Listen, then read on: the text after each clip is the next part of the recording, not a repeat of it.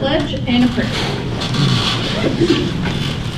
I pledge allegiance to the flag of the United States of America and to the republic for which it stands, one nation, under God, indivisible, with liberty and justice for all. Remain standing, please. Father, we thank you for this time to conduct the business for the Fountain Lake Schools. We thank you for your hand of protection that's been on our staff and our students, and we pray that that will continue as they get ready to head into spring break next week, that you would keep them safe. Thank you for this board and for all of the things that they do to make this a part of their lives and their contributions to this school. Help us to make good decisions tonight, and we thank you for what you are going to continue to do at Fountain Lake. In Jesus' name I pray, amen.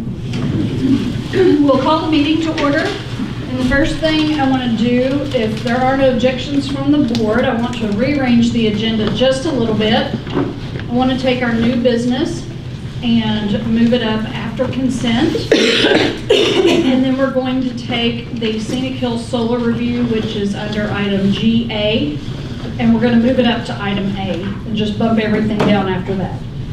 Anybody object to that change? Okay. The first thing on our agenda tonight is the consent, and the board has had an opportunity to look over those items. Are there any questions regarding consent items? If not, we will consider them approved by unanimous consent. And we're going to move into our one item of new business. And Lloyd, are you reading the motions tonight? I will. Thank you.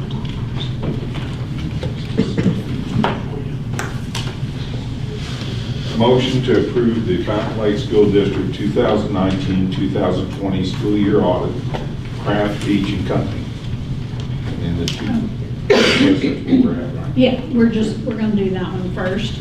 Yep, so we have our team here, our audit team. So, and I think y'all have already distributed the audit report to us. So who's doing the presentation?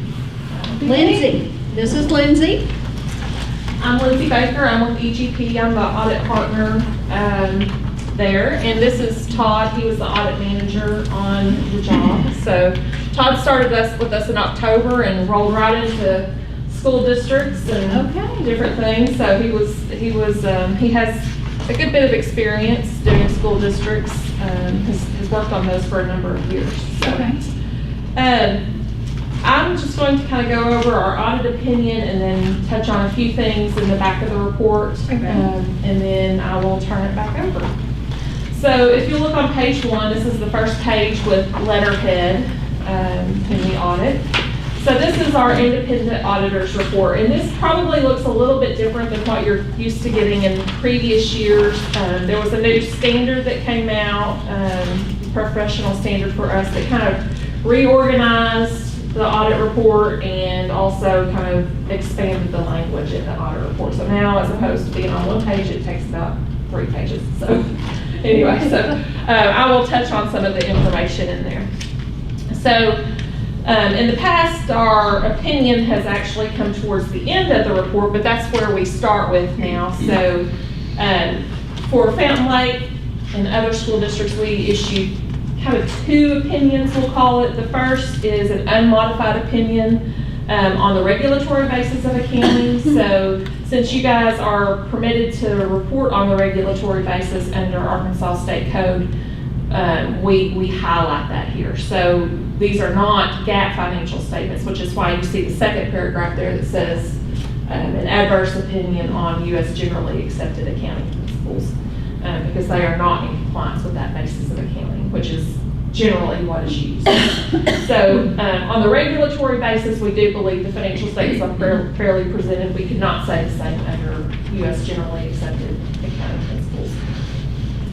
The basis for our opinion in that second section, that second bold heading there, we use a couple of different auditing standards. Every audit is conducted on the basis of auditing standards generally accepted in the United States of America. Because you are a governmental entity, we also apply government auditing standards, so there's an additional report to be issued that we'll talk about in a minute under those standards. It's also important to note under there that we have to be independent of the school district, so we can't be part of your internal control structure. We can't accept responsibility for the financial statements. Those are ultimately management's responsibilities. We just report on them. So then you'll also see some of that similar language down there that we will issue an adverse opinion on GAAP, but regulatory basis, we're all good, which is where you're supposed to be. Page 2, we talk a little bit in this audit report about who's responsible for what. So, as I said before, management's responsible for the financial statements, and they're also responsible for the internal control in the preparation of those financial statements. We can't be part of that structure, or we are not independent and cannot conduct the audit. Our responsibility then is we come in and we're going to apply certain procedures to obtain a reasonable assurance. That's not absolute, so we're not coming in and looking at every transaction that happened during the year. We're selecting samples, bank accounts, we're confirming with third parties to confirm the accuracy of those accounts. In this report, one of the things that it spells out a lot more than our old audit opinions that we issue is it talks about the difference in misstatement in the financial statements as opposed to an error as opposed to fraud. So anytime you have fraud, there's going to be a higher risk that misstatement is not detected because there's an intent to deceive. There may be forgery, there may be collusion. So while we design procedures to detect that, there's a higher risk in that of that not being detected. We also exercise our professional judgment and professional skepticism. So we're going to take the information we're given, but we're going to do our best to validate that against source documents, third-party verification, things of that nature. To design our procedures, we're going to focus on the areas which have the higher risk. So, if there's a bigger risk of misstatement, naturally, that's where you're going to target more of your audit procedures. A lot of times that comes in the form of larger account balances. It may come in form of accounts where we think there may be a higher risk, just due to the nature of the account. For example, there's a presumed revenue recognition risk that there may be misstatement there.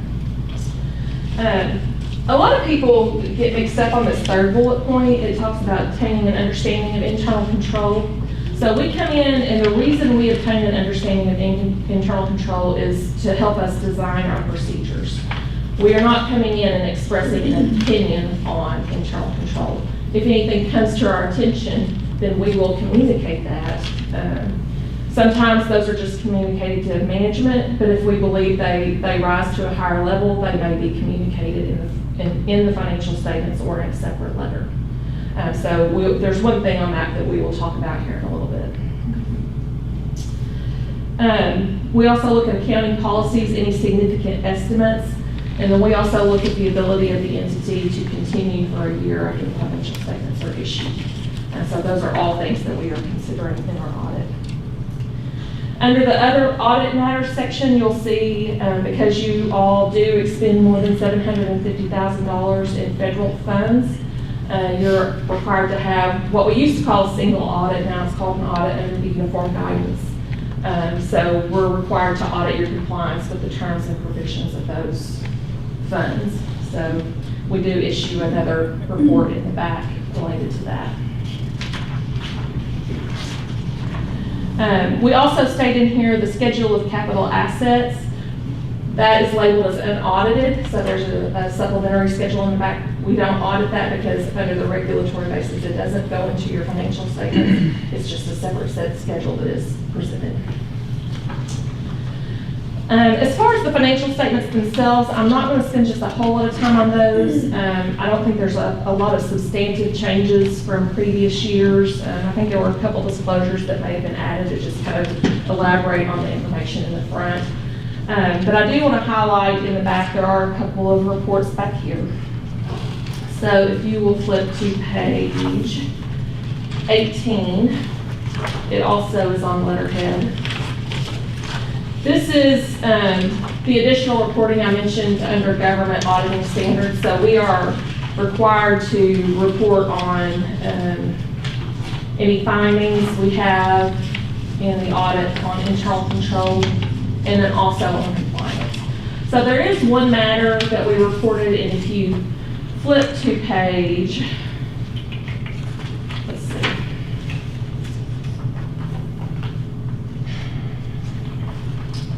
(26). So this is what we consider to be a significant deficiency in internal control. So there were two things that we came across, and either one of them on their own, we think probably would have been okay, but because you had the combination of these, we felt like it rose to a level where it did need to be reported. And I will say Dr. Murphy and his team have already addressed this. So it has been addressed for the current fiscal year. So I don't anticipate this finding repeating itself. Okay. But there's an issue where journal entries are not being reviewed and approved, so the preparer prepares them, but there's no check on those journal entries. And then there's also the payroll checks. There was not an independent review being done before the payroll was processed. Now, I think you guys have good controls at the end of the year, so we talked about some things where you're reviewing the contracts as compared to, or reviewing the amounts paid as compared to the contracts and looking at any discrepancies. But on a month-to-month basis, there was really nothing to catch that before you got to the end. So that was the main finding there. And it's not that we think anything was happening. We didn't see any evidence of that, but it's more about what could happen. So, if any of those pay rates got changed in the system, people were being paid different amounts, that's not going to be caught until potentially the end of the year, Right. when you do the look back. So that is an internal control finding. We don't consider it a compliance finding under government auditing standards. The next report starts on page 20, and this is the report that's required by the uniform guidance. So this finding is not repeated in this letter. We don't think it is an instance of non-compliance under the grant agreements. It's just something that needs to be implemented for you to have stronger internal controls. So we feel like your compliance with the grant agreements was spot on from what we had looked at. So there's no issues to report in this audit report. And then the last report I'll touch on, this is the independent auditor's report on compliance with Arkansas state requirements. So you're also required to have this report, and there were no findings for the purposes of this report either. The only other thing I'll point out is in your packet you have a letter. It's what we call our required communications letter. So this is just, in this letter we would communicate if we had any issues with management during the audit, if there was suspected fraud, all of that would be communicated in this letter. There's really nothing specific to point out here because there was nothing of that nature we felt like. So when you looked at those internal controls, the couple you highlighted, were those present? Was there something that had changed from year to year? Or, I'm just wondering, had you seen this before in prior? So I did not conduct the audit in prior years. John, I don't know if you want to speak to that or... I will speak to that. It's most of the audit work is a testing of transactions. And so in the testing, we don't look at every transaction in every aspect of the financial area. And so in the testing we did, this was not identified in the past. Identified this year. I suspect that it was probably the case in prior years because I don't think there was a procedural change. It's been, when we look at personnel, we've had the equivalent personnel probably the last 3 years, Tanya serving in the role. So it's how we develop segregation of duties and the level of reporting that comes back to me to ensure that there's a checks and balance with the individual who's the bookkeeper, who is also the individual who conducts the payroll. And so the intentionality behind what they've identified is for us to put a mechanism in place on a month-to-month basis. And so we went to the extent, I didn't feel comfortable just reviewing payroll. You hand me a payroll and I look at a pay app on 165 people, I You can't can't add tell. that. So what I've had her develop for me is at least a March comparative to a February, so I can look at that, see any discrepancies that may exist. She's acknowledging the changes. In some instances, it's an employee being docked. In some instances, it's an employee participating in FACES. Yeah. That I'm able to kind of see the variation in payroll month to month, and we'll Okay. have that By person. for every employee being paid. Good. And then on top of that, I also have the actual check in terms of the amount that's being cut. And so the check itself oftentimes does not reflect month to month because it doesn't include all of, if you will, the varied things taken out of a check. Right. So those are a couple of things that, based on what the deficiency is identified, that we put in place, and we initially did it at the time when they were here in January, and we've expanded on that because I wanted a stronger checks and balances than just looking at payroll month to month. And so we think we have a couple of pretty good reports. We are reviewing the journal entries. She's explaining any monetary changes in relation to journal entries as they go month to month back to me versus taking that on as a bookkeeper in terms of just managing the books. And of course, the other element, Mr. Campbell's directly involved in a lot of those conversations as well as myself. Okay. Good. I didn't know if maybe a process of change that caused this to happen, or if, so I was, curious. Thank you for that answer. Sure. And Well, thank you. and that has been, I guess that's typical of things that we've gone through the years when, and this is not a reflection on anybody in the past, but Dr. Murphy came in, there were changes made, as there often are. And each time that there was a change, we became more, purchase order system changed, became more, I'm trying to say, more electronic. Yes, hands There were off. always steps taken to make sure to add a level of assurance beyond just the basic things. Their response to this comment is typical of what we found throughout the years. And again, it's just something we didn't catch in our Yeah. testing because Right, because you're randomly sampling.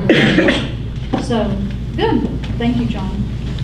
And I didn't mean to interrupt you, Lindsay, No, but you're if you got fine. more. Nope, that was what I had. I'm gonna turn it back over to you.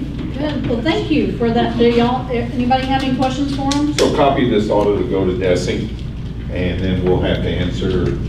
Then I'm sure that when you have a significant finding, they're gonna wanna know how we addressed it. Yes. Am I And I guessing believe correctly? when we submitted the audit, there was a corrective action plan that was And we'll submit submitted. that to Desi when they It- contact us. Well, it went with the audit. Yes. Okay. Oh, it already Yeah. went, okay. Yes. So Yeah. they submitted at the same time. It's been submitted to the single audit database, and that was included in the back of the Okay, submission. thank you for answering my question. Yeah. So once we have it approved, other than just maintaining our current procedures, there's nothing else we need to do as a district. That's what I what we had. Thank you. Thank you so much, Lindsay. Appreciate it.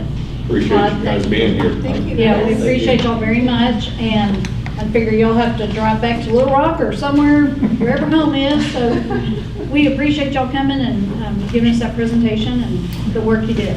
Thank you. Thank you. you, Should we change that to Yes. EGP? Well, you just need to change that year, that's it, correct? I think it's reflected as a 21-22 audit year. Okay. And probably EGP instead of Craft Beach and Company. Well, they're kind of merging, but EGP is kind of, they're now doing the audit, as you can tell, and he's phasing out, and they're taking Okay. over the reins. So you've got also a change in company. This will probably be the last year John will probably be out here.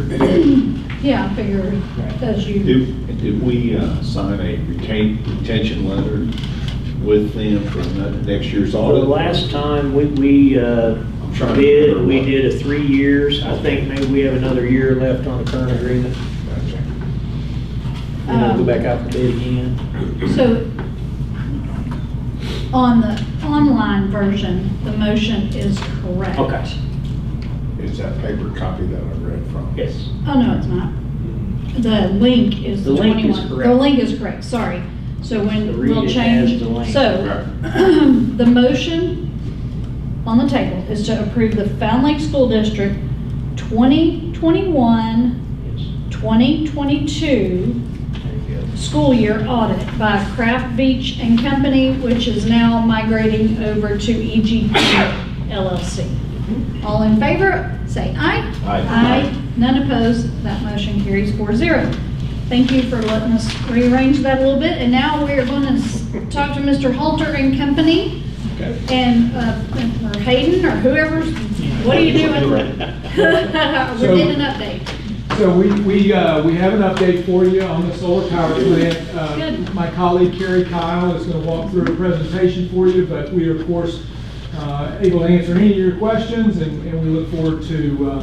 Who's going to win the NCAA tournament? Like you just said, you can answer any of our questions. Yes, sir, but I didn't say the answer correctly. Oh, okay. Just had to ask.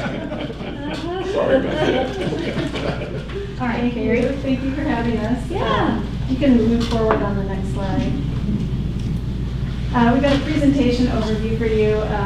We're going to go through the project overview, what we built the project as, what the environmental benefits are, and then go through the project production that has occurred since the beginning of the power plant being turned on in May.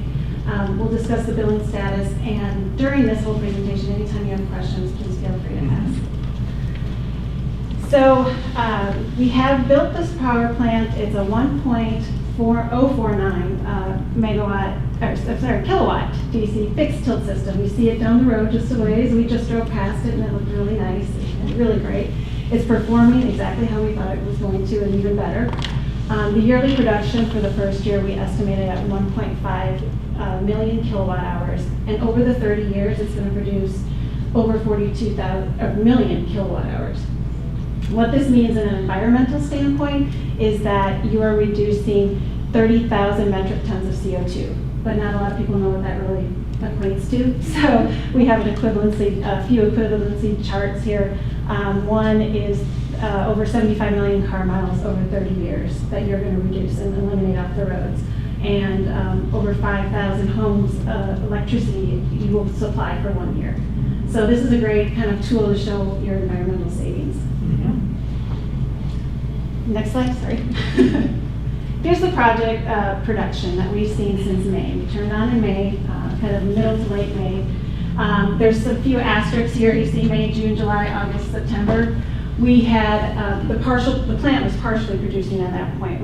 We had an equipment order, and so it came in September, and you can see in October production shot up when it was full production. It's coming down a little just because of the weather, so the sun's not out as much. But total production since we turned it on is 800,000 kilowatt hours.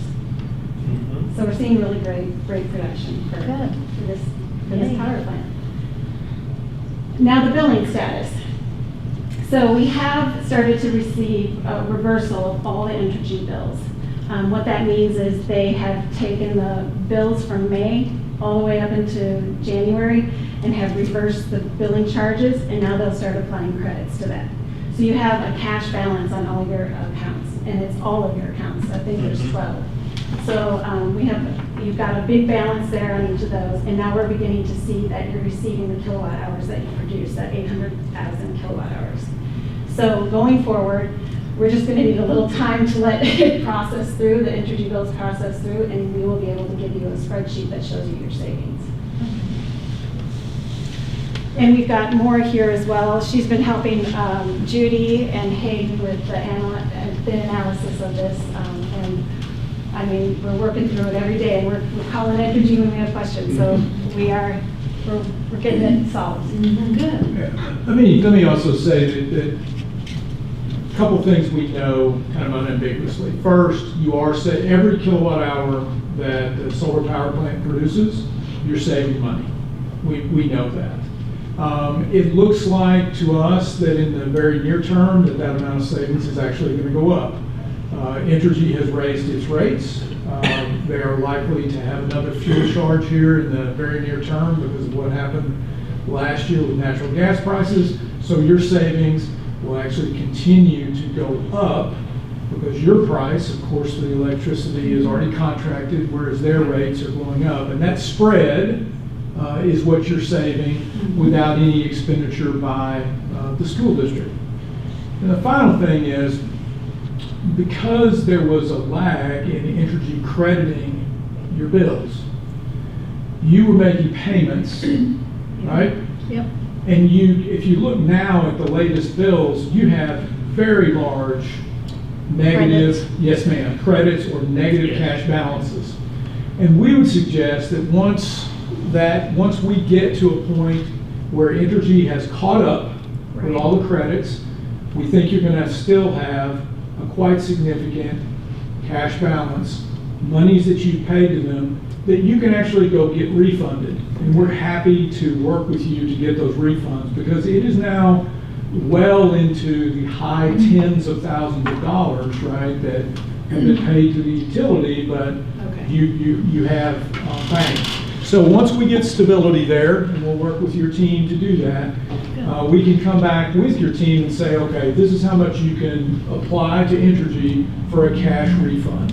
And we would, of course, encourage you to do that. Now, you don't have to. You can just keep that credit there rolling. but- Just keep eating away at it. Yes, ma'am. It But would take a while. it would take a long time, yes, Yeah, ma'am. be better off just zeroing it out. It would probably take more than one fiscal year, we think, at this point, because we'll be ending this current year in June. And so, unfortunately, as we're trying to kind of unwind this thing, it won't be a true detriment. The good thing that I would tell you is we paid the bills in full, so now we're going to Right. experience a credit in full. So if there's anything going on, it's us not paying a utility bill for an extended period of time. That's That's right. what I would want you to understand is right now, we're not cutting a check to them, we're just Right. drawing We're just credit drawing off of credits. each of the Yes. accounts. If you wonder why it didn't come out clean initially, there was many utility accounts metered, and so we didn't have all of those individual pockets, and so we think we've got everything caught up. Hayden and I and these gals have worked tirelessly to get this thing where it needs to be, and I do feel confident that we'll get all of our credit as credit is deserved, and so it's been identified on their behalf as a utility, and they've kind of worked in the middle of this thing on our behalf to get this thing right. So that'd be my comments associated with what they're conveying. I was trying to look up the bill number. I've been following. I know there was a House bill and a Senate bill. Yes, ma'am. House Bill Related to net 1370 metering. and Senate Bill 295. Yep. 295, that's Yep. it. And I know 295 kind of replaced the other one, right? Yes, ma'am. And it's the one that's going to the governor? Yes. Is it- Okay. Yes. Does it in any way affect, I know it has an effect on residential, Yes, right? ma'am. But are So- we not part of that? So if the representations that were made by the utilities at the legislative session hold true, then your project should not be negatively impacted by that piece of legislation. Okay, If what they testified, and we have them on videotape saying, okay, is true, you should not be negatively affected. And if you do wind up being negatively affected, you won't be alone and there will be a firestorm. right, Because that's not what you bargained for, it's not what anybody bargained for. right, I will say one other thing, just so that we're all transparent about every bit of this. yes, You guys are grandfathered in until the year 2040 under the old statute.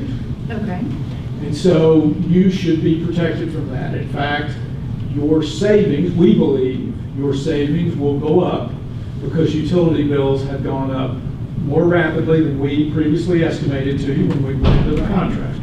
So, pushing forward on this, you should be fine, but we're gonna be watching with you. And if that turns out not to be true, we're absolutely gonna alert you to that, and then we would propose that we would jointly take the actions necessary to make it right. I think what you may be concerned about, and I'm guessing here, is that future customers are absolutely negatively impacted by the bill compared to current Okay. law. That if 2 years from now, under this law, a school district comes in and tries to do a net metering project, their economics will be decidedly worse than yours. Because it's not gonna be a one-to-one. It's not. Okay. That's right. And I knew, I really figured when all that came up that we would be grandfathered because of our existing contract, and, you know, but you never know with the legislature how that's gonna work out, and so, Yes, ma'am. Yep. just trying to keep my eye on that stuff, but it's hard to read those bills too, Yes, not gonna yes. lie. Yes. The practicality, Makes in my the eyeballs they're written cloud that way. over. was that bill not based on moving from the buyback from the utility would be based on not a retail price, but a wholesale cost? Yes, sir, that's true. And so the difference between those two and the generation of power You is still kind get of what credit, creates but there's the not a metrics of one-to-one. savings to an individual school district. Right. So still could do a project potentially, but probably wouldn't You have want to save as the much. level of savings. Yeah, in fact, I would just say the calculations we've done, they wouldn't say. Okay. Yeah, future. So it would not make it advantageous for you to partner because you'd be taking this kilowatt that we have taken on at 6.5 cents. When we present a proposal jointly, it's going to run that to over 10 cents a kilowatt or higher. Yeah, so Dr. Murphy, I would say this, that the compensation you're getting right now is north of 7.5 cents per Okay. kilowatt hour. And based on this law, if you based it on last year's numbers, a future project would instead get 3.5 cents. So you're getting 7.5, and a future project would get 3.5. Okay, You so that's can't pretty- make the numbers work at Right. 3.5. Right. Okay. So that's what's going on. I wanted to hear that from you because I know you paid a lot more attention to it more closely and you can read the bills better than I can, so. It is, Thank you it for was that. 22 pages Yeah. of material, dense, not transparent in any way. They never are. Yeah. Kind of like the Owens bill. Yeah, I mean, I'm glad they, yeah, Yeah. But I'm glad you- But I would say to you as the chair, and I'd say this to the whole board, I would encourage you, as a former elected official and as your partner in this project, I would say to you, I would encourage you to reach out to your state representative, your state senator, they're representing you, and let them know how you feel about the importance of this project and your desire to get what you bargained for, and to just make them aware of that. And I think that's completely fair, and if more people do that, I think we'll have a better process. yeah. So when do we start seeing the credits? Because like right now, we're still paying an energy bill. Actually, Not not now. Now. Last month, we Yeah. did. Well, you've actually got can I see those bills? Sure. Yeah. You've got a huge amount of cash credit on your bill. And I'm talking about tens of thousands of dollars. And Are you so, looking at the bills document? Is that what you're looking at? Okay, so so carry on. I'm on. when you get billed by Entergy next month, the only thing you should be paying is a customer charge and any demand charges. Your energy charges, which are the lion's share of your bill, should be zeroed out. But just to give you one example, the cafeteria account, which is one of your largest meters, you've got a remaining credit of $25,700 on that one meter. Your gymnasium account, also a big account, it's got a cash credit on it of $18,673. But we're still going to have to pay this operational component, so it's going to show that we're paying a small bill every month Okay. while we're receiving a very large What do you call a credit. small it's a small bill? bill. Because $6 grand, $5 grand per I'd say Okay. about under 4. we paid, 39. yeah, a total of about 11 in the last month, For 11,000. February, it was 11,000. It looks like there were 3 bills, one was 72, one was 33, and then one was 800. And if you would like, I mean, I'm. No, I'm just trying to see where the 11 comes from, if we're getting a credit. I'm just trying to see what the Yeah, they just started applying our credits, I want to say, was it the 16th? The 6th of Of this February. month? Of February. February, Correct? okay. Yes. Yes. And you're looking at February bill. Yeah. Yep. So as I'm scanning through it, sir, what I'm seeing here Uh-huh. is very, very small charges prospectively. And I mean, I can even, if you want, I can give you a rough estimate of what that would be based on these bills. No, I'm just Yeah. wondering what the February, if we're getting credits, And that. at what point do we quit paying $11,000 a month? Right. I would say next month that So- you should pay $11,000. So, yeah, and here's the thing, that biggest one, the $7,200, we paid on February 2nd, which would have been for January, so it was before the credits were applied, and then Yeah. on Very good. February 22nd, we had a bill for $3,300, and then at the end of the month for $800. So perhaps we'll look at it again in March and see what we've paid out and see how that compares. Just It's hard to keep up with a bunch of meters, isn't it? Yeah, I mean, yeah, that was the longest, but the, kind of this whole piece revolved around, we originally on a levelized billing where we're all under one account. Yeah? When we did this, we had to separate our accounts out. We didn't lose any information of what accounts went where. It's really just a Energy Arkansas piece that really got lost. Okay. So what we thought we had corrected, there was probably, correct me if I'm wrong, I think 12 meters that were missed. Not on our end, but just say, hey, what about this account? What about this account? Yeah, okay. And we paid $5,700 to Scenic Solar. Right. And that's typically, that's for the January So at you- 6.5 cents, Yes, whatever sir. which we're gonna get credit on the other side. Yes, sir. So I just added it up here in my head here, going through, flipping through the bills. Just based on these numbers, you are carrying $120,000 balance In credit. in credit with Energy Arkansas. And that's why I'm saying, I would encourage y'all to, once we get a complete set of bills from Entergy and get to the bottom of this, that you go get that money back. You're It entitled shouldn't to be cash that refund. difficult, Right, You would- right, yeah. but it has been. And I do want y'all to know, and this I is mean, my. it's been a process. Yes, sir. And this is Not my. to say that anyone's being cheated, it's all accounted for because it is kilowatt usage. And so it's out there for everybody to see. Yeah, there are But it's- meters but that they're keep not- count of that. But their program's not set up to pay out, their program's set up to pay in. Taking. I mean, that's pretty simple. I feel like I'm not doing my duty unless I tell you that you have not been singled out. This has been the case with every net metering customer that we are aware of, both at Scenic Hill and with respect to other solar companies. Everybody has gone through this. First thing we heard was a whole set of excuses. Our software doesn't handle this the right way. But after a while, guys like me begin to suspect that that's not all that's going on.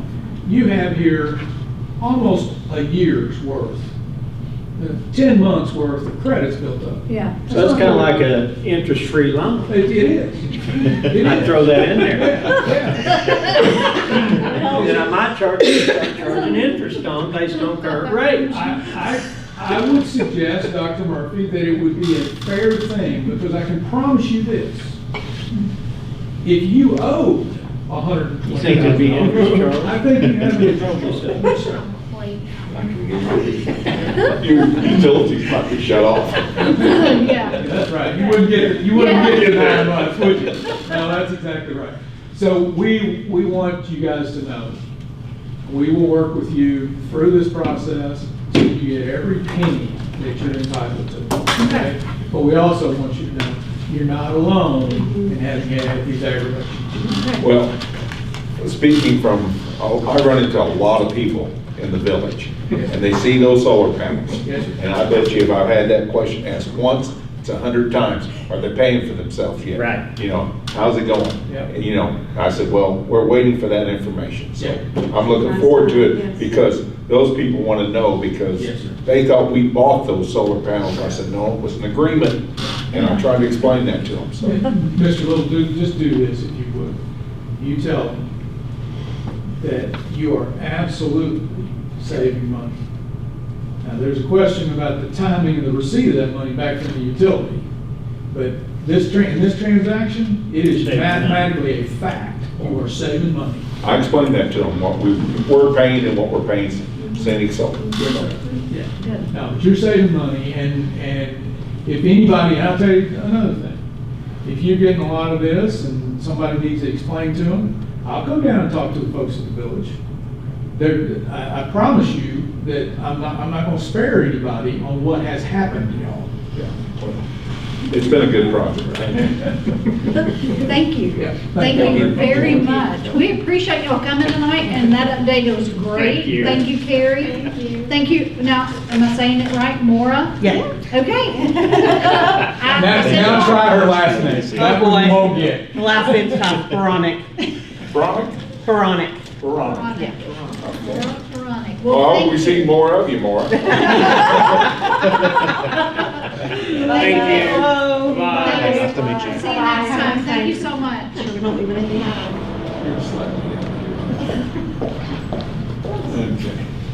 Okay. Okay, it's good information. Yeah, and we'll look at, remind us to look at the March bills and compare. See how that happened. Okay, so we are going to now move into the financial review. Dr. Murphy? If you have any questions in regards of the overall financial summary statement, you can kind of see year-to-date in the overall ending balance aligns with the month of February, $5,007,282 is the overall amount in the balances through all 8 funds. If you take a look at that. What I want to draw your attention to this evening, I've got about 3 different things. It's all going to tie itself together. If you don't have any questions on the financials, I'd like to take you to the ESSER funds and just remind ourselves where we were at last August when we made a decision to provide a bonus to staff, in which we did that in relationship to around $5,000 and $2,500 that we issued bonuses to certified and classified employees. In this ESSER document at the very top where it says additional pay, if you recall when we took a look at the revision of the ESSER document, it currently has a set aside within the federal funding for the obligation of what would be the 23-24 school year for us to have the latitude to provide an across-the-board bonus to all employees of approximately $1,500. So you kind of recall that. So as we're beginning to think about the upcoming school year, there is an earmarked amount of $344,000 that would pay employees in next school year. And I bring that to your attention because as we begin to walk forward into Senate Bill 294, it's going to have, there's going to be varied levels of consideration for compensation. And so we do have some funds allocated for a potential bonus. If we felt as though that those funds could be appropriated differently, in a better way, we could make amendments here again to that budget. There is still a resource allocation that's not been fully allocated down near the very bottom. If you recall, we went on a path towards modulars that got out of control. It exceeded our money, so we still have an earmarked $500,000 that roughly, as Mr. Campbell's put a pencil to, we think we have roughly $350,000 left. We consider a social worker for next year, 3 lead teachers, other related things, and what he has set aside for what summer school could be this summer, which you'll see in his part of the agenda this evening. So with that excess funding could be moved up with the $344,000 to possibly offer employees more than the $1,500 bonus, or it could be considered and distributed in a different way. So the ESSER funds, we do believe will provide a bonus allocation in the upcoming school year of 23-24 would be my statement. And next year is the last year to spend that, right? can spend it all the way through October of '24, which we could kind of stretch into the following summer. But we'd have to have it all expended by October of '24 is when it's completely concluded. Our intention would be to spend the lion's share, if not all of it, during the next school year. Yeah, 23-24 school year. So any questions on the overall, and the full allotment upon completion of the expenditure with reimbursement is $3,092,353. So that 500,000 that we had set aside, you're talking, taking that money for the 3 lead teachers and the social worker, is that what you were saying? No. No. So It's in addition to, so we Okay. already have budgeted next Gotcha. year for the lead teachers and the social workers. You can see there in the line item, 198,000, 52,000, some odd change. That's a retention money, right? That pays for those employees. And so what we have to consider beyond that, down at the bottom, is the final reallocation with any remaining money that was originally allocated towards the modulars. what was the 350? You said it's about 350,000 when you're talking about. That's about all the money that's remaining if we have the type of summer school we would like to have this summer. Okay. I think you'll see that roughly I can come back to you and ask you a question. Do you want to take that $350,000 and apply it towards a bonus or apply it towards other programs, school bus? It has not been allocated yet, is what I'm trying to allude to. So I want you to have a grasp on the available flexibility of federal funds. And then from there, we kind of, turn our attention to, the question that oftentimes comes with any laws, kind of what he was alluding to from a solar perspective, is as we look at state funding, and we know that the legislature is indicating that they're going to fund the salary increases. I just wanted to draw your attention to, depending upon how they choose to fund salaries, will determine whether we receive the money or do not receive the money. So there's not a guarantee that the mandate of going and getting our salaries to $50,000 and everyone receiving a $2,000 raise, it could be funded by the state, or it could be left up solely for us to fund locally. And so I'm going to attempt to explain how and why. So when you look at the areas in the yellow, I highlighted those areas in the yellow because what the state does is they project what we generate per student in revenue locally. So they take the first 25 mills and they take 98% of that uniform rate of tax and they multiply it times your assessment to get that 10 million that's up there. They use the divisor of your prior year ADM on an average of quarters 1 through 3, and they take that number in terms of student enrollment. When they use that divisor, it creates the yellow number on the right, which is line 15. Line 15 indicates that locally we generate $8,067 per student.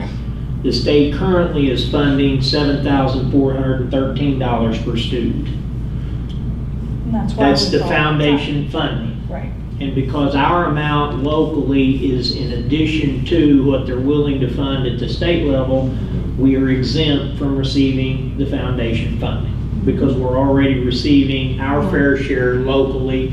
As a matter of fact, we get $654 more per kid than what the state allocation allows for. That's just the difference. If you go back up there one more time, they're kicking around a number. I saw a memo that come out today that potentially the new number could be over $8,000. They have not determined what this new number is going to be. The new number would be placed in line 16. And that is what the state will define as the per pupil funding allotment on a per student basis. That's set by the legislature.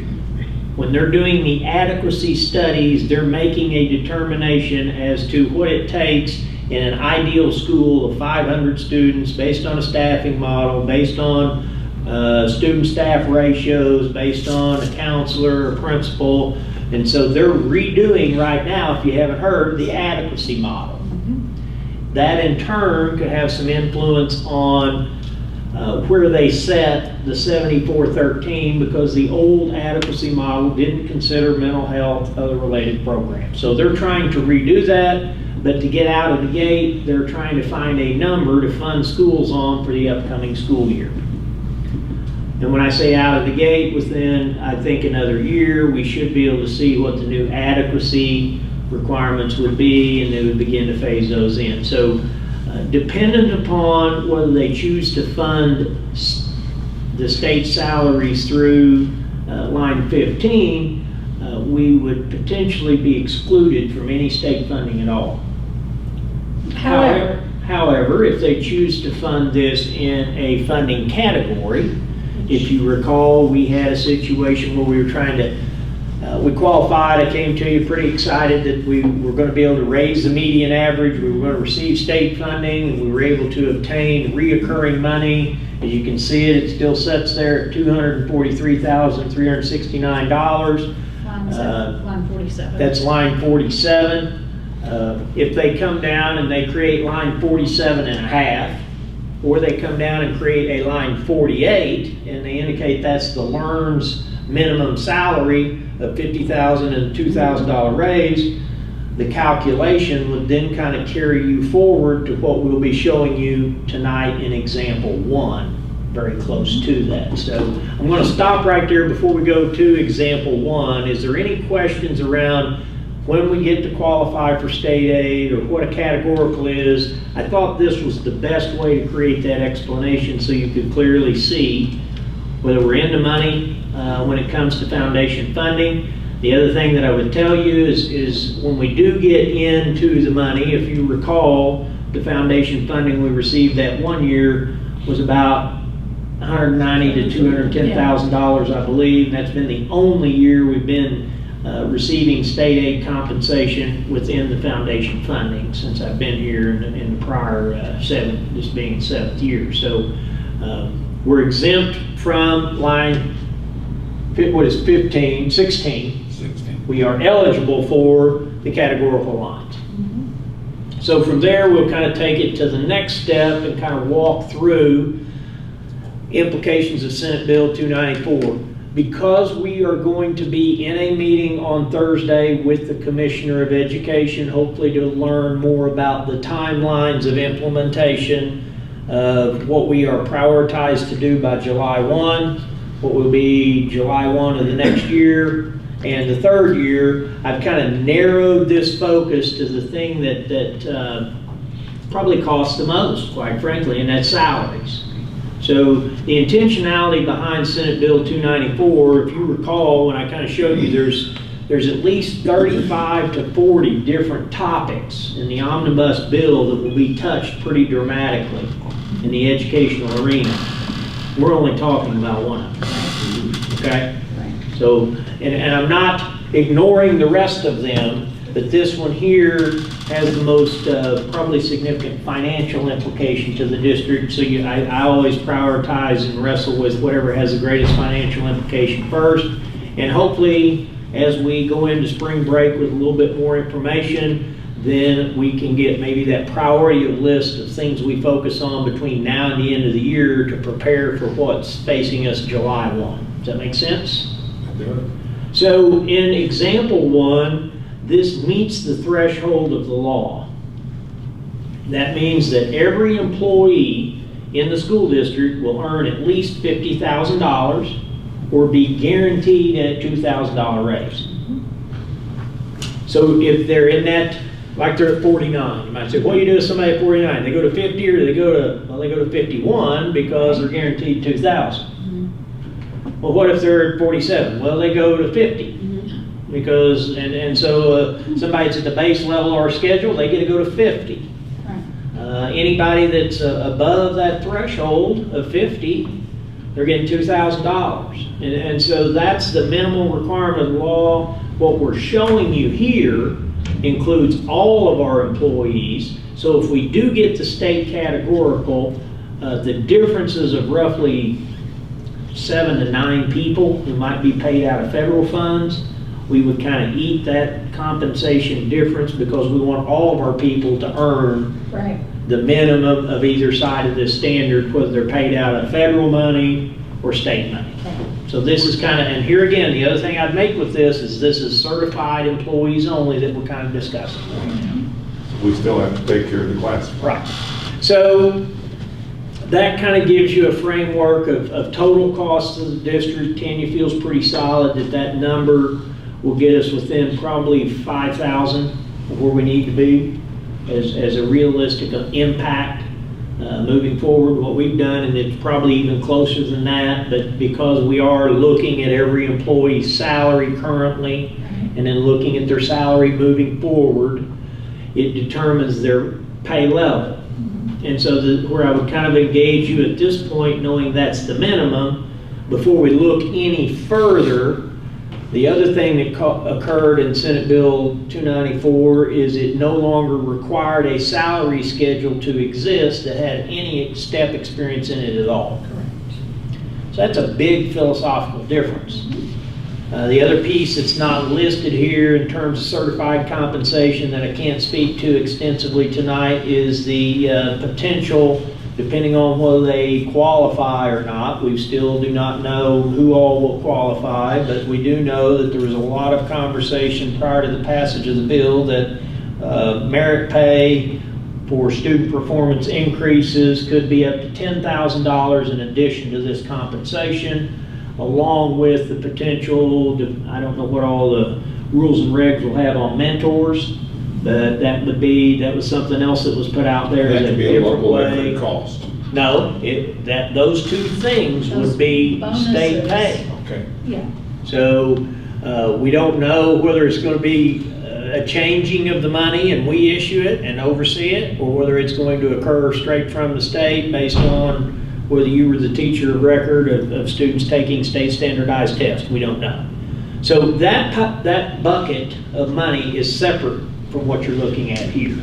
So this would be considered the base level compensation package. And with that, at the last thing I had Tanya put together is you might wonder who's where. 45 employees move 250 and 84 employees will receive 2,000. So that tells you the majority of our people, the impact to the majority of our people is step movement Right. 4 times, because 510 4 times gets you to the $2,000 and some change. So, they're moving basically 4 Everybody's steps. moving 4 steps or to Slightly 50. less because it's Right, 510, which would be $40 Right. over the amount if it was Right. a true step. So, Okay. 3.85 steps gets you to the equivalence of the $2,000. So everybody wins in the new initiative. Everybody makes more money, not less money. Right. But everybody's getting a minimum of 2. Yes. Yes, at least 2, and could get if they were at 41, Yeah, they could get 9. 9. Yeah.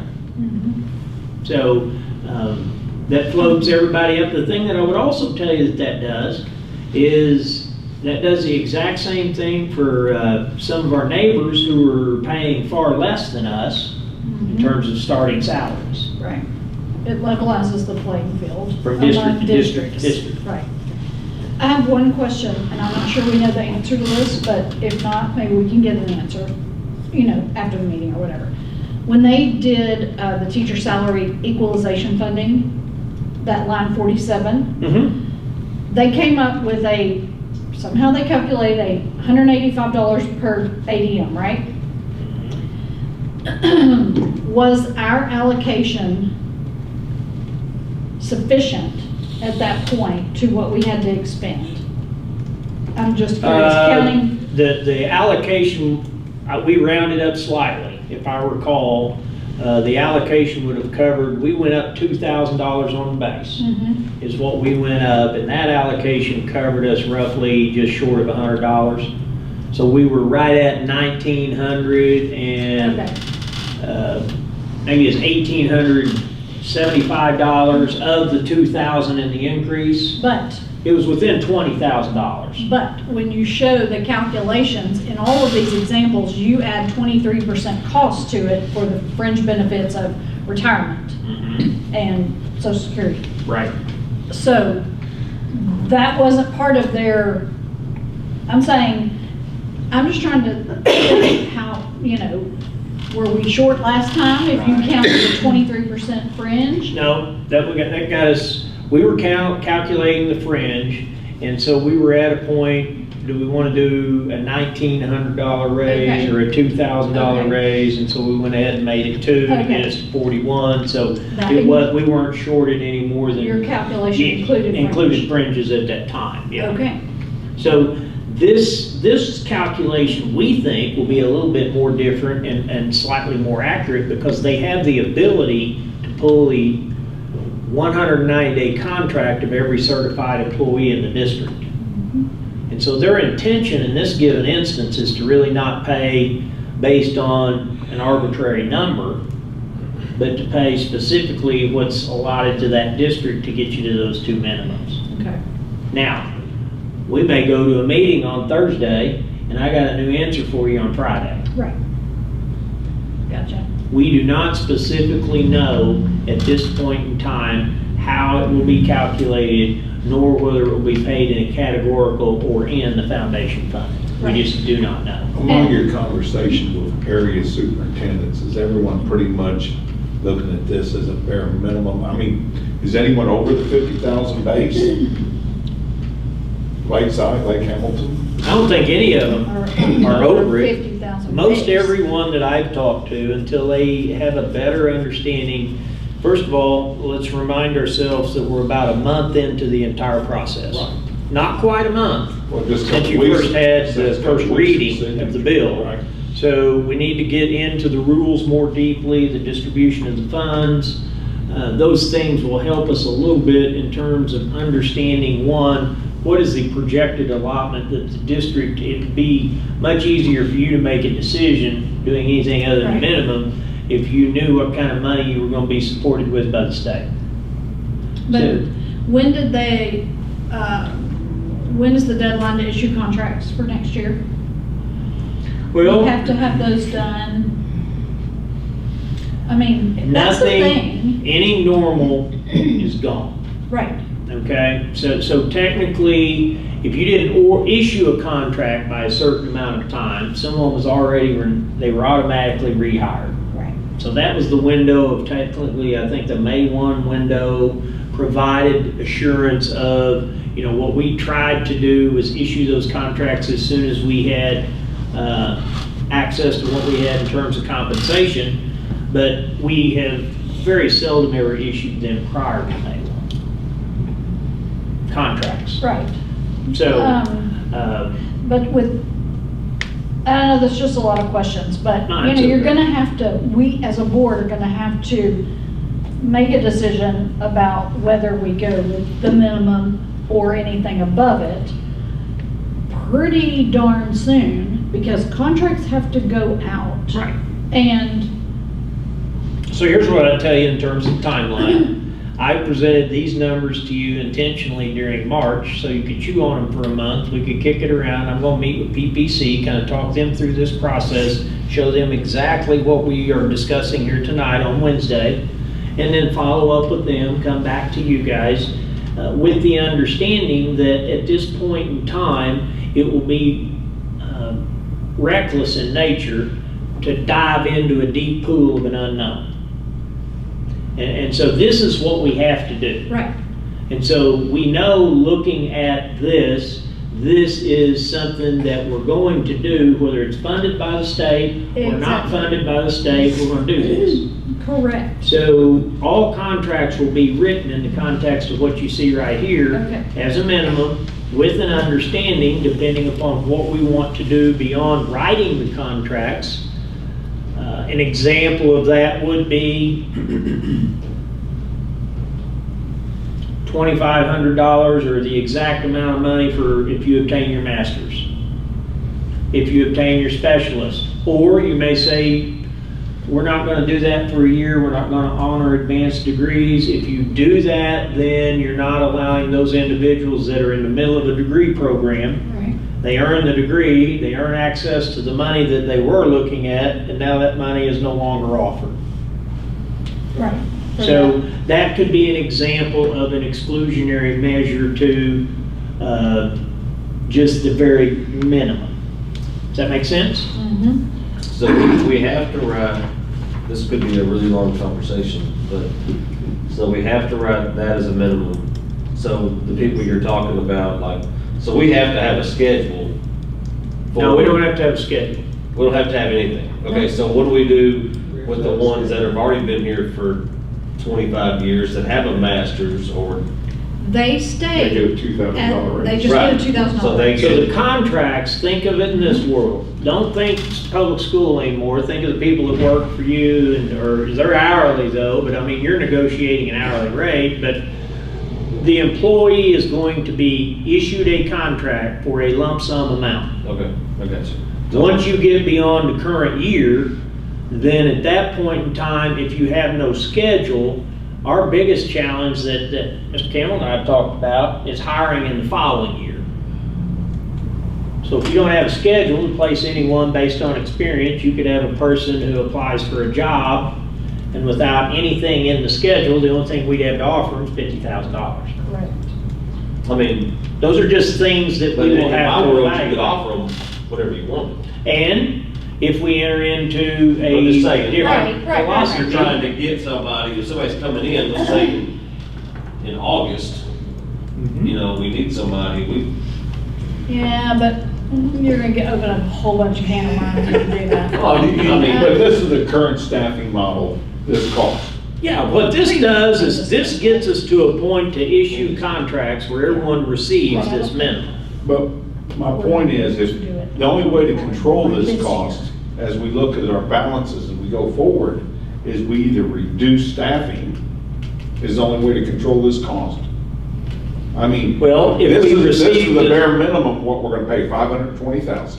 So if we decide, hey, we can only maintain this for a couple of years Without funding. without funding, then we're gonna have to look at staffing. Because that's the only way you're gonna control costs if we have no new revenue source. That's if the state doesn't give us any revenue. Right. Right. You know, I mean, not that I'm advocating But- that. And that's a true statement, and that's a bridge we hope we don't have to cross. Right. Because we're hoping that by the time the rules and regs come through on this, there will be an extra line item of funding that goes along with that. I tried to read that bill in its entirety, and Yeah, I did too. it's impossible for me to do. Yeah. So there's a couple of comments that I want to make based on that comment. One would be, we can afford to do the minimum. The reason we can afford to do the minimum is because our appraisal went up. Because our Had reassessment. our assessment and reappraisal went down, I'd be sitting here telling you right now that we got to readjust personnel. But because our overall revenue in the upcoming year is projected to exceed $1 million, you have the flexibility to do this, but remember, we were wanting to set a goal to try to build a portion back into our building fund balances. And so we're trying to balance how we design a budget to do both. And so when you pay people, it becomes a reoccurring cost, and when you're trying to build something back into your building balance, that's an element that you some years might be able to do based on the degree of unforeseen expenses. And we- So, you know, I would tell you that we will be in a much better position. I would want you to think in the context in a 2 to 3 year window. If the state funds this, you will be in a much better position to, in essence, separate yourself slightly because of the flexibility that you have with your revenue, Right. that you might be able to increase from 50. The thing that we have to think about is this only guarantees the minimum. If we want to do anything in the future, being going from 50 to 51, for example, that's new money that would be then reoccurring. So we not only think about kind of getting this thing into the air, but we also want it to fly well once it's up there. And we still have to take care of the classified staff. Which I can tell you at this point in time, I'll segue into that discussion here in a minute. And I'm gonna hold those comments because I think we need to at least, for the fairness of what we have in the agenda, before we go to classified staff, which is a topic, let's kind of peruse to an example. Is this 2? Oh, my, Yeah, and So- these will be quicker discussions, because these are, Now you're going above and beyond the minimum. right. Now, what this example shows is this kind of leans on ensuring that the first thing you do with this concept is you say, okay, we're going to move everybody a step. It's equivalent to $510 because we were going to do that anyway. And then, oh, by the way, here comes the $2,000 increase. We had the $2,000 increase onto the $510. This kind of adds a little bit of value and honors, quite frankly, experience. Because someone in the district is not only getting the $2,000, but they're also, so they're getting more money. Whereas the first-year teacher still gets the $9,000.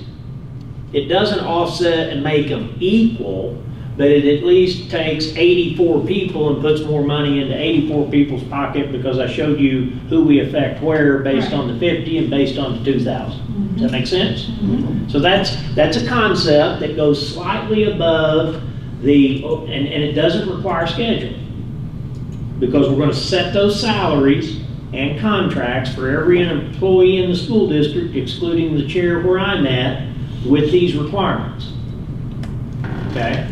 So we'll set those contracts up, and that will be their starting point for any future raises. And if you don't put a schedule in place and you vote through a 2% raise, everybody gets a 2% raise across the board based on prior year pay. That's an example of what it could look like in an upcoming year versus putting a big step schedule in place. Right.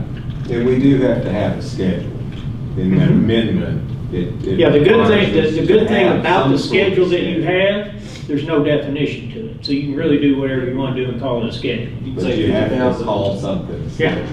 but you don't have to have experience, and you No. don't have to pay for more education No, you don't have to do any of those things. that we've always done. Right. So here, what ends up happening, if you want to see where people fell out, to get to the 50,000, all we did was take our current salary schedule, fold it over to the point where it was in compliance. And you go all the way to step 19, so anybody that was in step 1 through step 19 is automatically on step 19. Anybody that was on step 20, 21, 22, up through 29 fills out the difference.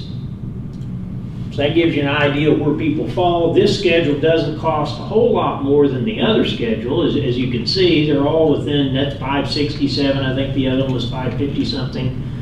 In the context of those two schedules, the only big difference in example 3 is now you're marrying back up to a traditional salary schedule. And quite frankly, we don't know what anyone else in the county, how they're going to design compensation. I would tell you that if you go that route, you can unwind it per state law and go back to the original contract amount so no person makes less money. Does that make sense? If you chose to do this, you could still take it away. I'm just saying it wouldn't by the local employees that are getting step movement in a step schedule. It's not going to be very popular if you do this for 2 years and then say, you know what, that was a bad idea, we want to do what these other people are doing. Does that make sense? Right. And my only question here, let's say somebody has a master's degree with 10 years of experience on the current schedule. They already have their master's, they have 10 years of experience. In this example, you would bump them 9 steps. Mm-hmm. So they would get essentially a $4,500 increase. Yes. Are you talking about a new hire or a current employee? No, current employee. I'm saying they would get more than the 2,000. They're going here anyway. They're going to 50 anyway. They're going to 52, aren't they? Yes. No, well, I mean, everyone's going to 50 They're going to 50. regardless. So they're getting $4,000 more. They would get the $4,305 for having a master's. If they were in this schedule, Danny, you're correct, yes. So if you've got, let's just say, to make sure I'm seeing this right. Yeah, me too. If you've got a teacher that's been here for 18 years, and her or his salary is $49,500, they're moving 2,000 Right, regardless. right, Okay. yes. But If if the they're neighbor across the hall, That's been here 1 year, is at 41, they're going up to 50. right, they're going 50, so roughly $2,000 behind. they're gonna be one step apart. But if you got somebody that's been here 19 years, and they're at 50,180, then they're getting 50, no, they're getting another 2. Okay. The reason I kind of show you this. I didn't know that till tonight, because I read it as they were, like, the 18 was getting like a $250 raise. Now, they're gonna get the 2. Okay. The thing you've got to see with this is how it takes people and moves them all down to 19. And so regardless of how you do this new the salary schedule, there's going to be people that win big and lose big when they compare themselves to each other. When they compare themselves to gain as one much. another, they will not gain the same amount of compensation. I do have a schedule that guarantees equivalent compensation because they need to see it. Right. But it's gonna cost $1 million more money than the one that you're looking at right now. And that's example 4, because what you do in example 4 is you mirror the current salary structure. You let everybody stay in their lane, stay where they're at. We just apply 50,000 to step 1, and you flow that through 29 years, and when you do that, everyone's gonna be treated equally, Correct. okay? Wow. Some of them getting some raises. But they're gonna be treated equally, Everybody okay? get the same raise on that. They're gonna That's get the correct. same raise, Yeah. but it's gonna come at the cost, and that's why But that's- I've never but proposed. They're getting the same dollar amount raised, they won't get the same percentage. So then you'll have people say, well, I didn't get the same percentage raise. Right. I mean, you'll have that side of the coin. So it's 1.4 in terms of, and here again, I would just say that we're saying all of this tonight to say that this is only an open discussion Yeah, of the absolutely. ranges towards We got a lot of work to compensation. do. There is a lot of work to do. And quite frankly, the magnitude of the work they're asking for us to do is a 2 to 3 year process. Yeah, we It's can't- not a 2 to 3 month We process. can't do that before we issue contracts. Is my point. But I mean, And all the rules haven't been drawn up yet. Correct. in my mind, what teachers should expect for this year would be The minimum. the minimum, because we are not gonna have time to study and get with PPC and, you know, we're And I not gonna have think- time for that. And also I mean- find out what the state's gonna do. Yeah, so when will we find that out? Like, what do you think? I would hope that within a month, A month? we should get some pretty clear guidance, and we'll have to get it in writing, not just going down to talk to the commissioner at a meeting. We will have to see it in writing as a memo indicating the allocation either of a new categorical in a certain amount per ADM, if that's how they fund it, however they choose to fund it, or a specific amount for each school district. I've seen them do that and run a list for every school district, publicize that in the Well, document, I feel you know like- what you're getting. If you go with I mean, yeah, I'd love to do that one, but, Right. That would set you apart oh, yeah. from others. That it comes with But it's not It's not realistic when we've only got realistic. $1 million in new monies. Correct. No, Right, but I'm saying with the time frame that we have. You and can't with do that. The people No. listening, No. I think, I mean, I would Kind of not, go back.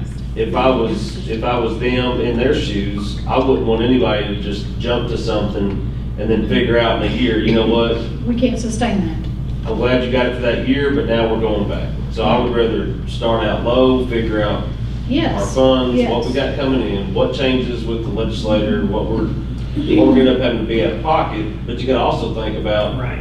we also have the benefit of the extra funds for bonuses. Right. So keep that in Correct. mind. Yes. We need to use, that's applying you're applying federal funds. Secondarily, it doesn't become reoccurring money. It fills a gap for us in the interim, For a does year. things that other schools maybe are not doing. And then the other thing that I would tell people as far as employees, I want them to try to remain a glass half full looking at this concept, because as long as we're not really looking at each other's compensation and we're looking at our own, we're getting a raise. Right. And so I don't want people to, I didn't say that, I guess it came out negative in that context, but if someone does look at the whole process solely in what teacher A, B, and C are making and how long they've been in the district, Yes, it could absolutely. be construed in a way. Absolutely. And I don't want to not acknowledge That's that, right. because I realize that. Absolutely. But that's not something we can control. But we have no control over the fact that they just passed a law that said everybody starts at 50. Right. I mean, And it took, if in a traditional sense, I wanted to show you that it took everybody down to step 19. Everybody flows to 19 to start out. what you're talking about, as a bachelor's. Yes, whether you have a master's or anything, Right. you flow to step 19 in the Down there, bachelor's yeah, schedule. everything drops. So I mean, it's a significant, if we want to think in the context of a traditional salary schedule, Right. it totally blew our salary Yes, schedule up. absolutely. That's all I'm What saying. would have taken 19 years to get to, Right. you just got to it. And that's a great thing. I think this is a great thing for teachers. Correct. The school boards across the state are just gonna have to spend some time really studying what can we sustain. There will be. And, Well, it just depends when we come back with the specifics on the funding. Yeah. and It's I all think- about, They have to fund it themselves. the legislature is committed to funding it, even if initially they feel like they're not getting it right. They said they would revisit it. Now, that's what they're Now- saying as a legislative body, so we will see. And we'll see what conditions they put on it Right. to get the funding. So I don't that's, think that's been ironed out either. that's really all I can convey as it relates to a gradual increase to a progressive trading out from our current schedule to a new schedule that mirrors identical. It's over $1 million in addition to, it's actually $1.5 million if we don't get any state reimbursement. So from there, you asked the question, the other area that there is potentially a bill that is going to try to address classified staff salary schedules at a minimum of possibly, I've heard, as much as $2 an hour across the board. I don't know whether that's going to take into account every hourly rate employee. We don't know anything about it at this point in time. Or if they back off of that and say that's a local decision, you may need to make that up locally, and we'll just, what they're indicating is they want to put some money back into line. I know in this, on the classified side, they're wanting to put it in line 15. And that is the foundation funding. So I can tell you, unless things change dramatically and I start hearing a different message, our classified employees would be managed on us. And just trying to throw some numbers at that a little bit. It's a little early, but we can anticipate with fringes over $150,000 reoccurring money on the classified side that we would take on locally. So we really do need the state to support this, otherwise we're looking at roughly $750,000 expenditures, I kind of see it, that we may have to budget for just to get into compliance moving forward in July. And so if that does have to occur all locally, the flexibility and the autonomy you had with the assessment increase, you've just basically taken half of that, applied it back to employees without, but it does provide raises across the board for every person in the district, Yeah, which is a good thing. yeah. And I don't want anyone thinking that I'm not appreciative of the state's efforts to move this needle Right. to allow for our employees to be paid more and for Absolutely. all employees in the state of Arkansas to be paid more. Teachers need to be paid more. So, I don't think you'll find anybody that argues that point. so that's what I have to say regarding the salary components. Is there any final questions either on classified or certified? Lots of them. but That's a lot. we will have to mull and wait and see what you hear, so. Yeah, I think a couple things that just as a final comment is we know that we're going to have to issue contracts. Yes, As I said here tonight, I would tell you that what I visualize is we have to initiate contracts and we would have to strike the current schedule. yes, If you don't strike the current schedule, you'll be obligated to compensation in that schedule in the upcoming year. correct. So those two things get us into a position to open up July 1, that's the minimum. And then you'll need to make a decision around whether in your verbiage, based on your minimum 50,000, whether you would want to also include the equivalence of what you earn for a master's and what you earn for a specialist above and beyond the 50. Those are the structural elements that I see that need serious consideration. And then if we feel like, based on new information becomes available, you can see what example 2 would do over example 1. But I would be very guarded. The intentionality of showing you example 4 was not with the intention of implementing it, but only to show you the cost, because there's people out there that want to know what it would cost. Okay. More discussion later. So based on that, we're attempting to offset a part of our expenditure from last month in terms of sponsorship. And so we've designed sponsorship, working with the Hot Springs Community Foundation. There's a bank account set up, and we're allowing for naming rights on the field, along with advertising on the field or advertising on the field house. And so I just wanted you to see those chunks of, the Cobra Platinum. Cobra Gold is on the home side, Cobra Silver is on the visitor side, the Bronze is on the wall at a minimum, and then I think, did he add one more category or not? Is that it? We had one on there, I think, $100 plus category. Where we individuals did. locally wanted to participate. Right, we may do one big sign on the field house that had everybody's name on that. Right.